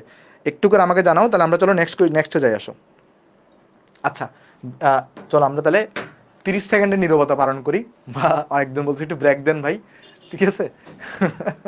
ব্রেক দিলে তো ক্লাস বড় হয়ে যাবে অনেক। আমি জানি তোমাদের মাথা হ্যাং হওয়াটাই স্বাভাবিক, কারণ এই টপিকগুলো একটু কঠিন, মানে কঠিন বলতে একটু মনে রাখতে হয় জিনিসগুলো, এটা স্বাভাবিক, বাট প্র্যাকটিস করতে করতে দেখবা ইয়া হয়ে গেছে। চলো বলো এটা কি হবে অ্যান্সার। বলছে CnH2n, ভালো করে লক্ষ্য করে দেখো, CnH2n এটা হচ্ছে অ্যালকিন। এটা কি ধরনের যৌগ? যেমন ধরো কথার কথা C2H4, অ্যালকিন টাইপের যৌগ, অ্যালকিন C2H4। দেখবা C2H4 এ কার্বনের সংকরায়ন হয় sp2 টাইপের, আর sp2 সংকরায়ন হইলে সেখানে বন্ধন কোণ লন পেয়ার না থাকলে হয়ে থাকে 120 ডিগ্রি। তাহলে এখানে আনসার কত হবে? এখানে আনসার হবে 120 ডিগ্রি, বুঝছো? 120 ডিগ্রি হবে। আমি জানি এগুলো একটু কঠিন, বাট তোমাকে আমি একদম, দেখো আমি কিন্তু সংকরায়নটা একদিনে শেষ করে দিতে পারতাম, আর আমি 3 ক্লাস ধরে পড়াইছি তোমাকে, একদম আস্তে আস্তে সব ব্যাখ্যা দিয়ে পড়াইছি, ঠিক আছে? ওকে। ওই বি কেন তোমরা বলতেছো? এটা তো CN, বি কখন হইতো 180 ডিগ্রি, কখনো যদি sp সংকরায়ন হইতো, sp সংকরায়ন 180 ডিগ্রি, sp2 হলে তো 120 ডিগ্রি, তাই না ভাই? তারপর বলো এটা কি হবে? কোন যোগের আকৃতি ভি আকৃতির? কোনটার ভি আকৃতি বলো তো? পানি, পানি হচ্ছে ভি আকৃতির হয়ে থাকে, পানি কি হয়ে থাকে? ভি আকৃতির হয়ে থাকে। তারপর x হচ্ছে দ্বিতীয় পর্যায়ের মূল। এই যে তাহলে কোনটার ক্ষেত্রে বন্ধন কোণের মান সবচেয়ে বড়? বন্ধন কোণের মান সব থেকে বড় কোথায় হবে বলো তো? ভালো ভালো করে লক্ষ্য করে দেখো, বন্ধন কোণের মান সব থেকে বড় কোনটা হবে? সি বলতেছো সবাই, সি কেমনে? সংকরায়ন বের করো সবার, সবার সংকরায়ন বের করো তো, সবার সংকরায়ন বের করো, সবার সংকরায়ন বের করো। তুমি যদি এটা সংকরায়ন বের করো, দেখো কত আসবে, মনে মনে হিসাব করো। তাহলে 3 + 6, তাহলে এটা আসবে sp2, এটা আসবে sp3, এটাও আসবে sp3, এটাও আসবে sp3। তাহলে এগুলো sp3 সংকরায়নে তো বন্ধন কোণ সবসময় ছোট হয়, sp2-তে না বড় হয়, তাহলে বন্ধন কোণ বড় কোনটার হবে? বন্ধন কোণ বড় হবে এটা। তুমি চেক করে দেখো, এখানে প্রত্যেকের সংকরায়ন কি করে আসবে? এটা sp2, বাট এদের প্রত্যেকের সংকরায়ন দেখবে sp3 আসবে। কিভাবে চেক করতেছি বলো তো? ওই যে হাফ v + m করে দাও, এই যেগুলো প্রত্যেকের v + m করো, তাহলে দেখবা তোমার এখানে কি হবে? তোমার এখানে ওই যে sp3 আসবে সবগুলা। বুঝছো নাকি বুঝো নাই? বলো C2H4 যোগে পাই বন্ধন গঠনে কোন কোন অরবিটাল অতিক্রমণ করে? পাই বন্ধন গঠনে কোন কোন অরবিটাল অতিক্রমণ করে দেখো তো। পাই বন্ধন গঠনে দেখো, আমি যদি দেখাই এখানে ভালো করে লক্ষ্য করে দেখি C2H4, তাহলে এটার স্ট্রাকচার কিরকম? কার্বন কার্বন এখানে ডাবল বন্ড থাকবে। তাহলে প্রথমে তুমি আমাকে বলো এখানে পাই বন্ধন আছে কয়টা? এখানে পাই বন্ধন আছে কয়টা? পাই বন্ধন আছে কয়টা? দেখো প্রথম কথা, এটার সংকরায়ন কিরকম আর এটার সংকরায়ন কিরকম দেখো তো। এটার সংকরায়ন sp2, এটার সংকরায়ন sp2। তা আমি যদি চিন্তা করি যে এইখানে sp2 তে একটা s px আর py কে মিশাইছি, এটার ক্ষেত্রে s px আর py আছে, তাহলে এই যে পাই বন্ধনটা এটা কাদের মধ্যে পাই বন্ধন? ওই যে pz এর মধ্যে পাই বন্ধন। তাহলে এখানে বলছে কোন অরবিটাল দায়ী পাই বন্ধন গঠনে? তাহলে আনসার হবে pz। বুঝছো নাকি বুঝো নাই বলো তো? দেখো বুঝছো কিনা। pz হচ্ছে পাই বন্ধন গঠন দায়ী। আরেকবার বুঝাই বলি, এখানে বলতেছে C2H4 যোগে পাই বন্ধন গঠনে কোন অরবিটালগুলো দায়ী। তাহলে তুমি চিন্তা করে দেখো, এইখানে ধরো এই কার্বনের সংকরায়ন কিরকম। এই C2H4 কে আগে আঁকলাম, C2H4 এর আঁকাটা কি সবাই বুঝতে পারছো? C2H4 এর অঙ্কনটা কি সবাই বুঝতে পারছো? একটু আর্লি জবাব দাও। C2H4 এর অঙ্কনটা কি সবাই বুঝতে পারছো? C2H4 কিভাবে আঁকছি। আঁকার পরে এখানে কার্বনের সংকরায়ন বের করতে পারবা না, এটাও sp2 এটাও sp2। তাহলে sp2 মানে কি? একটা s আর দুইটা p কে মিশাইছো, একটা s আর দুইটা p কে মিশাইছো। তাহলে অসংকরিত রয়ে গেছে কোনটা? অসংকরিত রয়ে গেছে pz। আর যারা অসংকরিত থাকে তাদের মধ্যে কি গঠন হয়? তাদের মধ্যে তো পাই, তাদের দ্বারা তো পাই বন্ধন গঠন হয়। সবসময় মনে রাখবা, পাই বন্ধন সবসময় অসংকরিত অরবিটালের মধ্যে গঠন হয় আর পাশাপাশি গঠন হয়। সেটা তো আমরা শিখাইছি তোমাকে, তাই না? তারপর বলো তো এইটা তোমরা পারবা না যে এইখানে প্রত্যেকটা কার্বনের সংকরায়ন বের করতে বলতেছে আর সেই সাথে মোট সিগমা আর মোট পাই বন্ধনের সংখ্যা বের করতে বলতেছে। এটা আমি তোমাদেরকে বাড়ির কাজ দিব, এটা আমি করে দিব না। এটা খুবই সোজা অঙ্ক, এটা খুবই সোজা অঙ্ক, এটা আমি তোমাকে বাড়ির কাজ দিব। কিভাবে করবা দেখো, এই কার্বনে দেখো তো কয়টা সিগমা বন্ধন আছে? 3টা। তাহলে এটা sp2 হবে, এভাবে করে বের করবা। কেমন? সেটা আমি করে দিব না। তারপর যাই, বলো এটা পারবা কিনা। ICl4 মাইনাস এবং SF4 এ উপস্থিত মুক্ত জল ইলেকট্রনের সংখ্যা কত হবে এবং সংকরায়ন চিত্র সহ ব্যাখ্যা করতে বলছে। চলো আঁকার চেষ্টা করি। আসো ফার্স্টে তুমি আমাকে একটু করে বলো। দেখো অলরেডি SF4 তো তুমি পারবা, তারপর আমি দেখাই দিয়ে আসো, এটা দেখিয়ে আগে আসো। এখানে আছে কি এই যে ICl4 মাইনাস, তাহলে আমাকে বলো তো এখানে ফার্স্টে আমরা যদি লন পেয়ার বের করতে চাই কিরকম আসবে? হাফ। এখানে সেন্টার অ্যাটম কোনটা? আয়োডিন। তাহলে নেট সেন্টার অ্যাটমের ওই যে তোমার নেট ভ্যালেন্স ইলেকট্রন, তাহলে আয়োডিনের 7, এখানে মাইনাস, তার মানে একটা 1 যোগ হবে।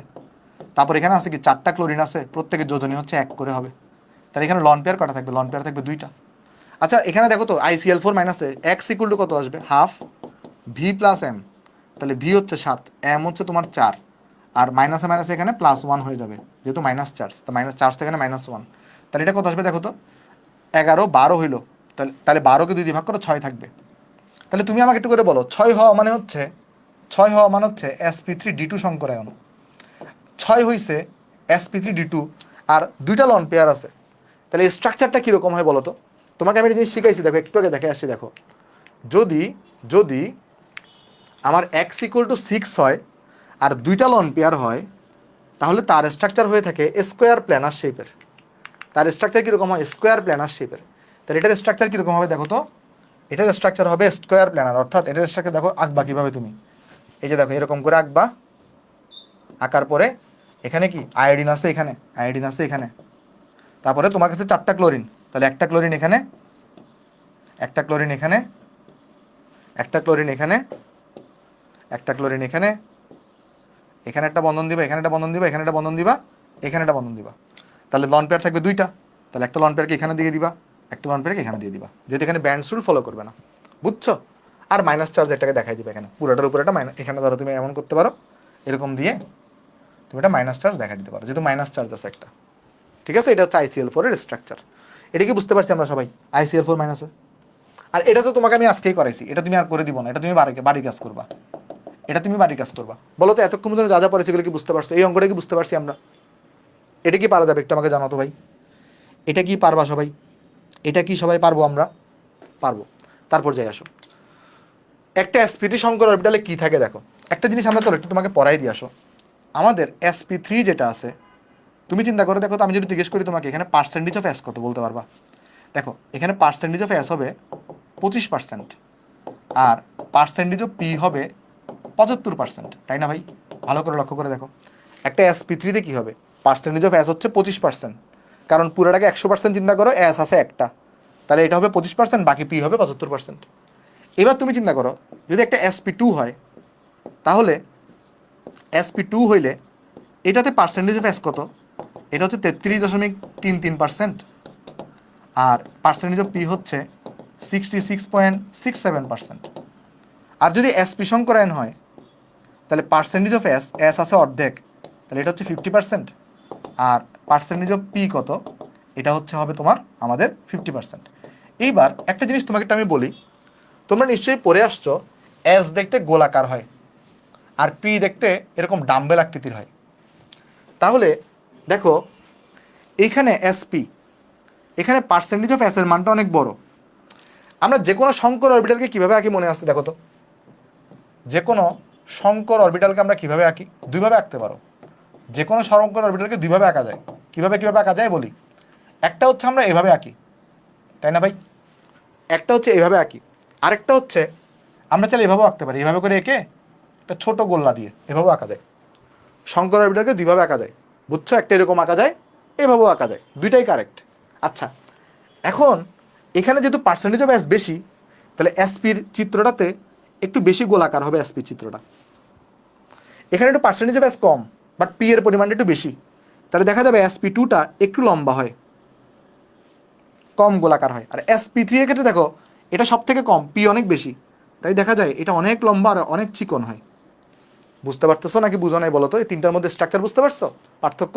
যদি এটা পরীক্ষায় জিজ্ঞেস করে নাই, এখানে অপশন নেই, এখানে এটা এটা আনসার হবে। বাট আমি একই সাথে তোমাকে তিনটা জিনিস একটু বলে দিছি, যে এখানে দেখো ভালো করে বুঝো, এখানে পার্সেন্টেজ অফ এস বেশি, এসপিতে পার্সেন্টেজ অফ এস এটা অনেক বেশি, তাই এটার আকৃতি একটু গোলাকার শেপের হয়। আর এখানে পার্সেন্টেজ অফ এস এটা অনেক কম, SP3তে পার্সেন্টেজ অফ এস অনেক কম, তাই এটা কম গোলাকার হবে, বাট পি অনেক বেশি। আর পি হচ্ছে এরকম চিকন হয়, তো এটা অনেক চিকন হবে, এটা কম চিকন হবে, এটা এটা একদম মোটা হবে একটু। আশা করি বুঝতে পারছো এটা। তাহলে এ হচ্ছে আনসার। তারপর যাই, বলো তো PCl3 এই অণুর গঠন কীরকম হবে? তুমি কি করো, এক্স বের করো। তাহলে এক্স বের করো তো, এখান থেকে এক্স আসবে হাফ, তারপর দেখো এখানে আসবে 5, এখানে আসবে 3, তাহলে এটা হয়ে যাবে 4। এটা 4 হয়ে গেল। একটা জিনিস আমি তোমাকে বুঝাই বলি, 4 মানে তো এখানে কি হবে? 4 মানে এখানে SP3 সংকরণ হবে। এখন তুমি একটা টেকনিক অবলম্বন করবা। কি টেকনিক অবলম্বন করবা? ধরো এখানে ফসফরাস আছে না, ফসফরাসের গ্রুপে সবার উপরে মেম্বার কে বলো তো? সবার উপরে মেম্বার হচ্ছে নাইট্রোজেন। ফসফরাসের এখানে সবার উপরে মেম্বার কে? নাইট্রোজেন। এটা টেকনিক শিখাচ্ছি তোমাকে আমি, টেকনিক। আর ক্লোরিনটাকে, ক্লোরিন কি একযোজি না? হাইড্রোজেনে কি একযোজি না? তাহলে এটাকে একযোজি দিয়ে চিন্তা করবা। একটা একযোজি দিয়ে তুমি কি করবা? চিন্তা করবা, হাইড্রোজেন দিয়ে চিন্তা করো। তাহলে 3টা ক্লোরিন 3টা হাইড্রোজেন চিন্তা করো। এটার স্ট্রাকচার কীরকম? এটার স্ট্রাকচার হচ্ছে ট্রাইগোনাল পিরামিডাল। তাহলে এটার স্ট্রাকচারও কীরকম হবে? এটার স্ট্রাকচারও হবে ত্রিকোণাকার পিরামিডীয়। বুঝতে পারছো নাকি বুঝো নাই? এটা হচ্ছে টেকনিক। কেন এটা কাজ করছে আমি তোমাকে বলি। দেখো ভালো করে দেখো, এটা x=4 আসছে, আর এখানে লন পেয়ার বের করে দেখো, হাফ হাফ, তারপরে তোমার এখানে হচ্ছে 5, 3 বাদ দাও, এখানে 1 আসবে। তো তোমাকে তো আমি বলছি x=4, আর এটা যদি 1 হয়, দেখো তো কোন ধরনের চিত্র হয়। দেখো একটু আগে বলে আসছি তোমাকে, x=4 লন পেয়ার 1 হইলে এই যে ট্রাইগোনাল প্ল্যানার হয়, সরি ট্রাইগোনাল পিরামিডাল হয়, ট্রাইগোনাল পিরামিডাল হয়, আর ত্রিকোণাকার পিরামিডীয় হয়। এই জন্য দেখো কি হয়েছে এখানে, এই জন্য দেখো এটা হবে ত্রিকোণাকার পিরামিডীয়। তাই এত ক্যালকুলেশন তো টাইম নাই। তুমি কিভাবে রিপ্লেস করবা? সেন্টার অ্যাটমটাকে তার গ্রুপের টপ মেম্বার দিয়ে রিপ্লেস করবা। আর এটা যদি একযোজি হয়, ধরো ফ্লোরিন হইলো, তাহলে তুমি সেটাকে হাইড্রোজেন দিয়ে রিপ্লেস করবা, তাইলে হয়ে যাবে কাজ। বুঝছো নাকি বুঝো নাই বলো, এটা কি হবে? এখানে ভালো করে দেখি CH3, তাহলে এখানে স্ট্রাকচার হচ্ছে এরকম, দেখো 3টা হাইড্রোজেন এখানে, আর এখানে আছে CN, CN এর স্ট্রাকচার এরকম হয়। তাহলে কার্বনে কি কি সংকরায়ন থাকে? এই কার্বনে কি সংকরায়ন হবে? এটা দেখবে SP3 আসবে। এই কার্বনে কি সংকরায়ন হবে? দেখবে এখানে 2টা সিগমা বন্ধন, একটা এখানে একটা এখানে, তাহলে এটা সংকরায়ন হবে SP। তাহলে এখানে হবে SP3 আর SP সংকরায়ন, তাহলে এটা হবে SP3 আর SP সংকরায়ন। ঠিক আছে, SP3 আর SP সংকরায়ন হবে। ওকে, তারপর বল এটা কি হবে? ClO2 আয়নে ক্লোরিন পরমাণুর সংকরায়িত অবস্থা কত? তো সোজা x বের করো, হাফ, তারপর এখানে V কত হবে? 7। কোনো একযোজি পরমাণু আছে? নাই, তাহলে m হচ্ছে 0, আর এটা -1, মাইনাস মানে কি? মাইনাস চার্জ, তাহলে চার্জ হচ্ছে -1, তাহলে এখানে চলে আসবে 4। তাহলে 4 হওয়া মানে কোন ধরনের সংকরায়ন? sp3 সংকরায়ন, 4 হওয়া মানে sp3 সংকরায়ন। তারপর বলো তো বন্ধন কোণের ক্রম কোন ক্রমটি সঠিক? দেখো এদের ক্ষেত্রে সবার ক্ষেত্রে তুমি উপর থেকে নিচে গেলে তাহলে আমরা জানি ওই যে সেন্টার অ্যাটমের ইলেকট্রোনেগেটিভিটি যদি বাড়তি থাকে তাহলে তার বন্ধন কোণ বেশি, তাহলে নাইট্রোজেনের এটা কিন্তু এর থেকে বেশি, তাহলে এখানে বন্ধন কোণ কমতেছে, তাহলে আনসার হচ্ছে এটা হচ্ছে কারেক্ট। ঠিক আছে? আচ্ছা তারপর দেখো একটা এক্সএন নামক একটা যৌগ আছে যেখানে কেন্দ্রীয় মৌল হচ্ছে এ, যার সংকরায়ন হচ্ছে sp3d।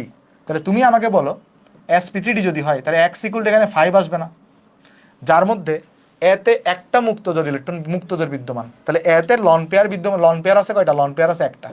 তাহলে তুমি কি আমাকে বলতে পারবা এতে সিগমা বন্ধন থাকবে কয়টা?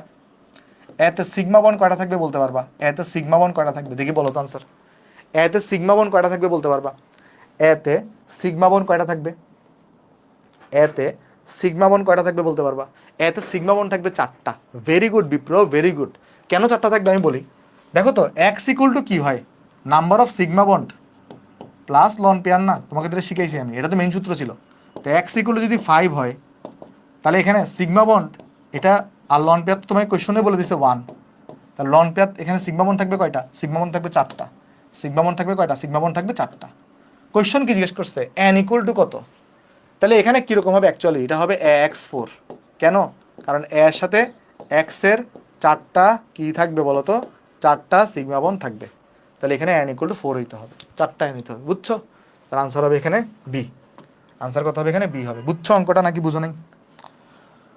বলো তো একটু করে, এটা কি বুঝতে পারছি আমরা সবাই? বুঝতে পারছি? বুঝতে পেরেছো এটা? বলো একটু করে কমেন্টে জানাও বুঝতে পেরেছো কিনা, এটা কি বুঝতে পারছো সবাই? হ্যাঁ ওকে, তাহলে সংকরায়ন নিয়ে আমাদের আপাতত জিনিসপত্র শেষ হচ্ছে। এগুলো একটু তোমরা প্র্যাকটিস করবা। যেমন দেখো এই যে XY2 এর গঠনটা সংকরায়নের ধারণায় ব্যাখ্যা করো। এক্স কি জিনিস বলো তো? এক্স কি জিনিস? দেখো এক্স n ইকুয়াল টু 2 হলে 2s2 2p2, তাহলে 2s2 2p2 কার থাকে? কার্বনের থাকে। Y2 কি জিনিস? Y হচ্ছে অক্সিজেন, তাহলে কার্বন ডাইঅক্সাইডের সংকরায়ন গঠনটা ব্যাখ্যা করতে পারবা না? তোমাকে এটা শিখাইছি না বলো তো? কার্বন ডাইঅক্সাইডের সংকরায়ন চিত্র ব্যাখ্যা করতে পারবা? শিখাইছি তোমাকে, তাহলে এটা বাড়ি কাজ করবা। তারপর চিত্রের যৌগের জ্যামিতিক গঠন সংকরায়নের মাধ্যমে ব্যাখ্যা করো। CCl4 এর স্ট্রাকচার CH4 এর মতো, শিখাইছি না এগুলা? তাহলে এটাও তুমি পারবা। সংকরায়নের মাধ্যমে কীভাবে ব্যাখ্যা করবা? ওই যে মিশ্রণ করে দেখাবা, এটাও তুমি পারবা। বুঝছো নাকি বুঝো নাই? তারপর কোন অরবিটালের, আচ্ছা একটা জিনিস কাজ করে আগে আসো, আমি তোমাকে একটা জিনিস একটু দেখাই দিয়ে আসো, একটা জিনিস দাঁড়াও, এরপর আমি এখানে আবার শুরু করবো এগুলা। আচ্ছা একটা জিনিস তোমাকে দেখাই, সেটা হইলো এটা একটু করে দেখে আসো। আমরা ফাজারের নীতি পড়ছিলাম, মনে আছে? আর বেশিক্ষণ লাগবে না আমাদের, আর 10-15 মিনিট ক্লাস আছে, এরপর আমাদের শেষ। ফাজারের নীতি পড়ছিলাম, ফাজারের নীতি মনে আছে সবার? ফাজারের নীতিতে আমি একটা জিনিস আমি তোমাকে বলি। আমাদের তুমি যদি হাজারি স্যারের বই দেখো, দুইটা যৌগ আছে, একটা হচ্ছে FeCl3 আর আরেকটা আছে AlCl3। তুমি যদি হাজারি স্যারের বইতে দেখো, হাজারি স্যারের বইতে বলা আছে এটার পোলার আয়ন বেশি, মানে বলা আছে বলতে হাজারি স্যারের বইয়ে যে এক্সাম্পলগুলো, সেই এক্সাম্পলে তুমি যদি সলভ শিট দেখো, সলভ শিটে দেখবা FeCl3 এর পোলার আয়নকে বেশি বলা আছে, বাট এটা অ্যাকচুয়ালি একটু ভুল। আমি তোমাকে কারেক্ট করে দিই, দেখো এটা মানে একটু ভুল হবে। তো আমি প্রথমে তোমাকে হাজারি স্যারের বইটা ফলো করেই ওটা মানে পড়াইছিলাম, বাট একটু করে ভুল হবে। দেখো তো আমাদের মনে আছে এই যে 3টা জিনিস ছিল, একটা ছিল চার্জ, একটা ছিল DRF, আর একটা ছিল সাইজ। বলতে পারবে এখানে এটা ছিল ফার্স্ট প্রায়োরিটি, তোমাকে দেখো একটু মনে করাই দিই, এগুলোতে কোনো ভুল নাই, এগুলো সব ঠিক আছে। এটা ছিল সেকেন্ড প্রায়োরিটি, এটা ছিল থার্ড প্রায়োরিটি। জাস্ট একটা জায়গায় একটু তুমি কারেকশন করবা, আমি যখন বলছিলাম DRF কারা কারা দেখায় কাহিনীটা, DRF এর কাহিনী দেখাবে এই যে তোমার কপার, তারপরে সিলভার, তারপরে তোমার অরাম, তারপরে এখানে আয়রন লিখছিলাম, তারপরে এখানে জিঙ্ক, এখানে ক্যাডমিয়াম, মার্কারি লিখছিলাম। এটা মনে আছে? এরকম লিখে দিয়েছিলাম না জিনিসটা তোমাকে? দেখো তো এরকম লিখে দিয়েছিলাম না? এখান থেকে জাস্ট আয়রনটাকে একটু কেটে দিবা। আয়রন এই কাহিনীটা দেখায় না, আয়রন DRF এর কাহিনীটা দেখায় না, কারণ এখানে আমি বলি এটা কারা কারা দেখাবে, আর কেন এটা দেখাবে সেটাও আমি তোমাকে দেখাচ্ছি। DRF এর কাহিনীটা আয়রন দেখায় না, এই 6টা শুধুমাত্র DRF এর কাহিনী দেখাবে। তাহলে কি মনে রাখবো? ওই বর্ণনার সময় আয়রনটাকে সব ইনক্লুড করছিলাম, আয়রনটাকে জাস্ট একটু কেটে দিও। আয়রন এই কাহিনী দেখায় না। কাহিনী কি হয় আমি তোমাকে একটু ব্যাখ্যা করি, দেখো। আচ্ছা এদের যদি আয়নিক অবস্থা চিন্তা করি, ভালো করে বুঝো আসো। দেখো তো এখানে কপার প্লাস হিসেবে থাকে, সিলভার সিলভার প্লাস হিসেবে থাকে, অরাম প্লাস হিসেবে থাকে, রাইট? এটা আমরা পড়ে আসছি। আবার তুমি যদি জিঙ্ক দেখো, জিঙ্কের স্টেবল চার্জটা কত বলতে পারবা? জিঙ্ক প্লাস নাকি জিঙ্ক 2+? জিঙ্কের স্টেবল চার্জটা কত? জিঙ্ক 2+। তাহলে জিঙ্ক থাকবে জিঙ্ক 2+ আকারে, জিঙ্ক থাকে জিঙ্ক 2+ আকারে, ক্যাডমিয়াম থাকে ক্যাডমিয়াম 2+ আকারে, আবার মার্কারি থাকে মার্কারি 2+ আকারে। তুমি কি বলতে পারবা এদের শেষ ডিটাতে কয়টা করে ইলেকট্রন আছে? দেখো তো, তুমি যদি লক্ষ্য করো এদের ক্ষেত্রে, এদের প্রত্যেকের ক্ষেত্রে দেখবা লাস্টে এরকম একটা ইলেকট্রন বিন্যাস আছে। কীরকম? NS2 NP6 ND10। দেখবা এদের সবার ক্ষেত্রে এই যে 6টা আয়ন লিখলাম, এদের সবার ইলেকট্রন বিন্যাসে এই যে NS2 NP6 ND10। একটা জিনিস দেখো তো, এদের সবগুলো উপশক্তি স্তর ইলেকট্রন দ্বারা পূর্ণ নাকি অপূর্ণ? একদম পূর্ণ না? তো একদম পূর্ণ ইলেকট্রন কাদের ক্ষেত্রে থাকে? নিষ্ক্রিয় গ্যাসের ক্ষেত্রে থাকে। তুমি যদি লক্ষ্য করে দেখো একদম পূর্ণ কাদের ক্ষেত্রে থাকে? নিষ্ক্রিয় গ্যাসের ক্ষেত্রে। কিন্তু এরা কি নিষ্ক্রিয় গ্যাস? এরা কি নিষ্ক্রিয় গ্যাস? না। তাহলে এদেরকে আমরা একটা নাম দিতে পারি, এদেরকে আমরা বলতে পারি ছদ্মবেশী নিষ্ক্রিয় গ্যাস। এদেরকে আমরা কি বলতে পারি? এদেরকে আমরা বলতে পারি ছদ্মবেশী নিষ্ক্রিয় গ্যাস। মানে এই যে ইলেকট্রন বিন্যাসটা দেখতেছো, এই যে ইলেকট্রন বিন্যাসটা দেখতেছো, এই যে ইলেকট্রন বিন্যাসটা তুমি দেখতেছো, এটাকে বলা হয় পিএনজিসি। এটাকে বলা হয় পিএনজিসি। পিএনজিসি জিনিসটা কি? Pseudo pseudo Nobel gas configuration.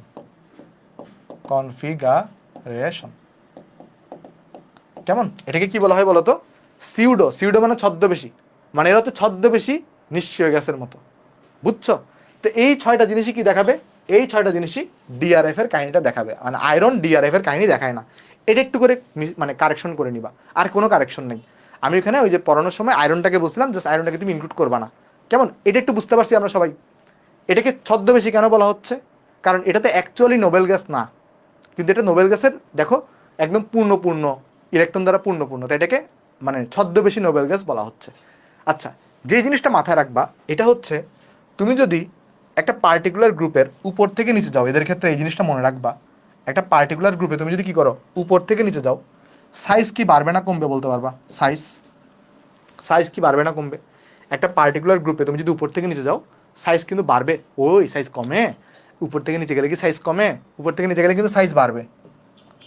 আরেকটা জিনিস তুমি লক্ষ্য করে দেখো, যদি তুমি উপর থেকে নিচে যাও, তাহলে জেড ইফেক্টিভ নামক একটা জিনিস তোমাকে পড়াইছিলাম আমি, মনে রাখবে এগুলো কিন্তু সবগুলো আয়ন, এগুলো কিন্তু পরমাণু না, এরা হচ্ছে আয়ন। আয়নের বেলায় মনে রাখবা উপর থেকে নিচে যাওয়া হলে জেড ইফেক্টিভটা অনেক গুণ বৃদ্ধি পায়। এটা কিন্তু পরমাণু না, এটা কিন্তু আয়নের বেলায় বলতেছে। আয়নের বেলায় কি মনে রাখবো? একটু করে মনে রাখবো যে উপর থেকে নিচে যাওয়া হইলে সাইজ বাড়বে, কিন্তু সাইজের তুলনায় জেড ইফেক্টিভটা অনেক বেশি বাড়বে। সাইজের তুলনায় সাইজ বাড়বে, বাট সাইজটা অল্প বাড়ে, বাট সাইজের তুলনায় জেড ইফেক্টিভটা অনেক গুণ বৃদ্ধি পায়। আচ্ছা, জেড ইফেক্টিভ মানে কি ছিল? ওই ইলেকট্রনকে টেনে নেওয়ার ক্ষমতা না, মানে ধরো ওই যে ইলেকট্রনটা অ্যাকচুয়ালি কতটুকু আকর্ষণ ফিল করে। তাহলে একটা জিনিস এটাও মনে রাখবা, জেড ইফেক্টিভ যত বেশি হবে পোলার আয়ন তত বেশি হবে। আমি তোমাকে সব উদাহরণের মাধ্যমে ক্লিয়ার করে দিচ্ছি, টেনশন নিও না। এটা একটু মনে রাখবা। তাহলে জেড ইফেক্টিভ যত বেশি হবে, কি হবে বলো তো? পোলার আয়ন তত বেশি হবে। এই বিষয়টা একটু তুলে ফেলো, তোলা হইলে আমাকে জানাও, বা তোমার হচ্ছে একটু দেখো, দেখা হইলে একটু আমাকে জানাও। একটু দেখো কোথাও কোনো জায়গায় কনফিউশন থাকলে আমাকে বলতে পারো। আমি এরপর তোমাকে কয়েকটা উদাহরণ করাই দিই এখান থেকেই, যেগুলো আগে করাইনি। কেমন? ওকে, এগুলো কি দেখছো সবাই? এগুলো কি দেখছি আমরা সবাই? ওকে, চলো চলো এবার আমি তোমাকে কয়েকটা উদাহরণ তোমাকে দেখাই দিয়ে আসো। কয়েকটা উদাহরণ দেখাই আসো। ধরো আমি এটাকে একটু কপি করি পেজটাকে। ওকে, ধরা যাক, আচ্ছা আমি একটা কাজ করি, এগুলোকে একটু ডিলিট করে দিই, তাহলে বুঝতে, আচ্ছা এটা করে না, এটাকে ডিলিট করে দিই। দেখো,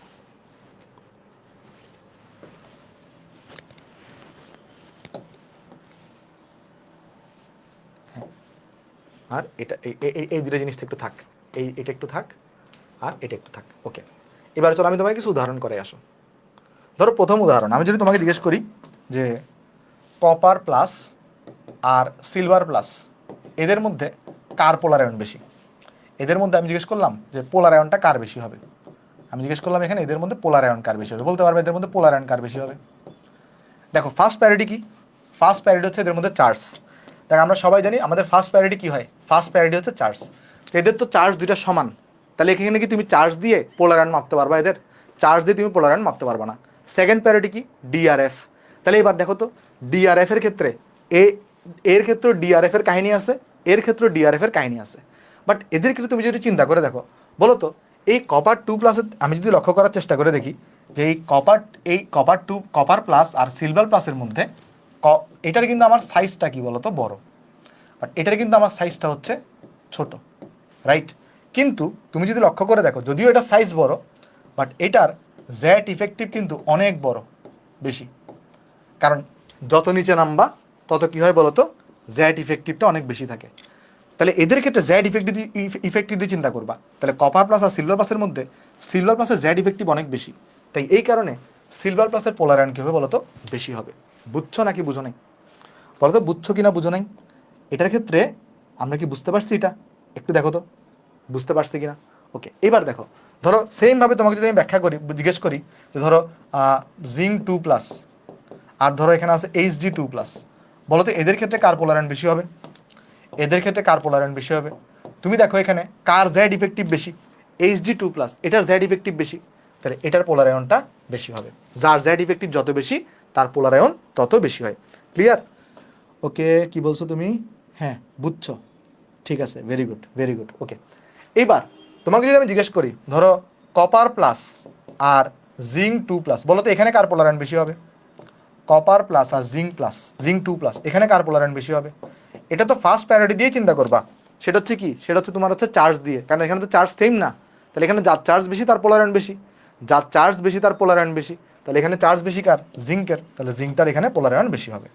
আচ্ছা, যেটা আমাদের কনফিউশন ছিল মেনলি, মানে যেটার জন্য পড়ানো, সেটা হচ্ছে যদি আয়রন 3+ থাকে আর যদি অ্যালুমিনিয়াম 3+ থাকে, তাহলে এখানে কার পোলার আয়ন বেশি হবে বলতে পারবা? এখানে ভালো করে দেখি। প্রথম কথা, এখানে কি চার্জ দিয়ে কনসিডার করতে পারবো না, কারণ এখানে দুজনের চার্জ সমান। এখানে কি ডিআরএফ এর কাহিনী থাকবে বলো তো? এরা কি ডিআরএফ এর কাহিনী দেখায়? এরা কি ডিআরএফ এর কাহিনী দেখাবে? না, এরা ডিআরএফ এর কাহিনী দেখায় না, এদের পিএনজিসি হয় না, এরা ডিআরএফ এর কাহিনী দেখায় না। এদেরকে তাহলে চিন্তা করতে হবে কি দিয়ে? সাইজ দিয়ে। ভালো করে বুঝো। আচ্ছা, এটাকে নেক্সট পৃষ্ঠায় দেখে আসো, এটাকে চলো একটু নেক্সট পৃষ্ঠায় দেখে আসো। আমি মানে যদি আমাকে বলে যে আয়রন 3+ আর অ্যালুমিনিয়াম 3+, এদের মধ্যে কি করো? এদের মধ্যে পোলার আয়নের ক্রম দেখাও। এদের মধ্যে তুমি হচ্ছে পোলার আয়নের ক্রম দেখাও, পোলার আয়নের ক্রম দেখাও। তাহলে ফার্স্ট অফ অল এদের চার্জ সমান, তাহলে এখানে আমরা কি লিখতে পারবো? এদের চার্জ সমান, তাহলে চার্জ দিয়ে আমরা কনসিডার করতে পারবো না। সেকেন্ড হচ্ছে এখানে ডিআরএফ এর কাহিনী নাই, মানে এখানে এরা পিএনজিসি না, তাহলে এদিকে পিএনজিসি দিয়ে চিন্তা করতে পারবো না, তাহলে এদিকে কনসিডার করতে হবে সাইজ দিয়ে। তাহলে একটু তুমি চিন্তা করে দেখো তো, এখানে ক্যাটায়নের সাইজ ছোট হইলে পোলার আয়ন বেশি হয়, ক্যাটায়নের সাইজ ছোট হইলে পোলার আয়নটা বেশি হয়। তাহলে এখানে কোন ক্যাটায়নের সাইজ ছোট বলতে পারবা? এখানে কোন ক্যাটায়নের সাইজ ছোট? এখানে কোন ক্যাটায়নের সাইজ ছোট? এখানে কোন ক্যাটায়নের সাইজ ছোট বলো তো দেখি, কোন ক্যাটায়নের সাইজ ছোট? দেখো অ্যালুমিনিয়াম তো উপরে থাকে না, অ্যালুমিনিয়াম 3+, এটা 2 নম্বর পর্যায়ে চলে গেছে, আর Fe3+ তো এটা মানে তৃতীয় পর্যায়ে আছে, তাহলে অ্যালুমিনিয়ামের সাইজ হচ্ছে ছোট, তাহলে এটার কি? এটার হচ্ছে সাইজ ছোট, এটার হচ্ছে তাহলে সাইজ ছোট, আর যার সাইজ ছোট তার পোলার আয়ন কি হয়? বেশি হয়। মানে আমাদের মানে হাজারি স্যারের বইয়ে যে এক্সাম্পলগুলো করানো, সেইখানে বলা এটা বেশি, ওই যে এটাকে ডিআরএফ এর কাহিনী চিন্তা করছে, বাট অ্যাকচুয়ালি এখানে ডিআরএফ এর কাহিনী হয় না, আমার এটা ভুল, এটা একটু কারেকশন করে নিবা। এটা একটু করে একটা জিনিস ওই আগে আমরা মিস্টেক করে আসছি, যেটা তোমাকে আমি কারেকশন করে দিছি।